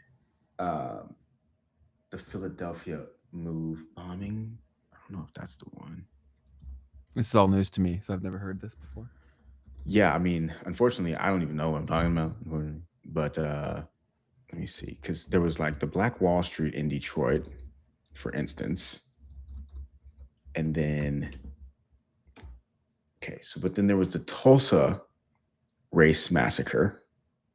So I'm like, I know I'm combining different things at once. So in 1921, from May 31st to June 1st, white mobs looted, burned, and dropped firebombs from planes onto a 35-square block community. Hundreds of Black residents were killed and thousands were displaced. So that's the Tulsa Race Massacre. And I think that was like the original Black Wall Street thing that was located in Tulsa. And then, yeah, I think that's the thing that I'm talking about, basically. Cool. But anyways, yeah, crazy stuff. Crazy stuff. Definitely wild. Yeah. Okay, anyways. So where was I going with that? Where did I come up with how did we get there? I don't know. You're talking about the people living in communities, and then because someone said something about that in the comments. They were talking about at one time communities used to raise money to help families buy land and build a home on it, and then that became illegal. Gotcha. So yeah, Patrick said, "Can someone sum up the 3-hour show in a few sentences, please?" that's today's world. Maybe they're trolling. Pretty good. Robert J. Davis said, "At least try Memes and Markets Highlights. It's a shorter version of the show." There we go. Fair. B Woo 94. Somi is clearly an intelligent person, but man, what's with the lizard stuff? Bear markets take you to some wild places. B Woo said, "You ain't lying." RICJ619. Just like all the rest of the mainstream media paid shills, Scott Pelley is paid to lie. CBS made a financial decision. MSM is a microcosm of what's happening in the financial structure. Things will be left behind and things will die. VHS tapes, CDs, news media all have a shelf life. These people try to justify their existence. Only boomers watch MSM. Sparky Murph said, "Where did all that come from and how does it relate to the topic discussed?" Well, we did touch on some of that on the episode with the Scott Pelley piece. And it's definitely, that's a fair perspective. Of course, everything does have a shelf life. Yeah. Yep. But that's everything from me. Anything else from you? No, nothing else from me. Yeah, nothing else from me. Great time here today, folks. What a blast. Appreciate you all for being here. We've got a couple things that we would love for you guys to do, which is to subscribe to the Memes and Markets Highlights channel. Believe it or not, guys, we're still not at 1,000 subscribers over there. And that's a pain. So when you get a second here, it takes a couple of seconds. Please click the link in the description to the M&M Highlights page. Hit that subscribe button and check us out over there. YouTube is not wanting to pay us. They would like for us to have 1,000 subscribers in particular, even though people are watching these episodes. So please take a second to give us that subscribe. It will make a huge difference in the trajectory of everything that we're trying to accomplish here. Absolutely. Absolutely. And then if you've been debating starting No Dice 45, make today the day that you commit. We'll see you in there. Definitely join us for No Dice 45. We're also pushing your guys' stuff on our pages. We've got a nice amount of followers on the page, and even on me, I'll retweet you, I'll repost you. Join us. It's a good time. I'm learning. I'm building myself into a better person, into this person that I want to be, which is super helpful for me as I'm going into like these travels and stuff. Like, imagine if I came into New York City and like wasn't being that version of myself, I would have a totally different experience. And same for when I'm getting to South America. It's gonna force me to learn the language. I literally am gonna have to learn the language to be able to give people compliments. So 100%. Absolutely. Well, thank you all so much for hanging out with us today. What's our plan? Are we doing episode on Friday or no episode? Friday, the guests confirmed that they will not be able to make it. Okay. So no second episode this week, guys. This is what you get. All right. Well, then I guess we'll see all of you guys next week on Tuesday. Thomas Wilson said, Iceman review, Keith, you promised. Whoa, whoa, whoa, whoa, whoa. Whoa, whoa, whoa. I don't know that I promised you guys that one, but I will make sure that I listen to it though. Well, we appreciate all of y'all. I would throw up the comments and the thing, but I've lost access to the chat because I got kicked out and came back. So my thing's not updating. But we appreciate all of you so much. That's all from me. I appreciate you hanging out with us. Be the light that you want to see, and we'll see all of you guys on Tuesday. So a week from today. Make sure to turn on notifications. Turn on the notification bell. Make today the best day of your life, folks. That is it. Have a good one, everybody, and we will see all of you soon. Love you long time. Bye-bye.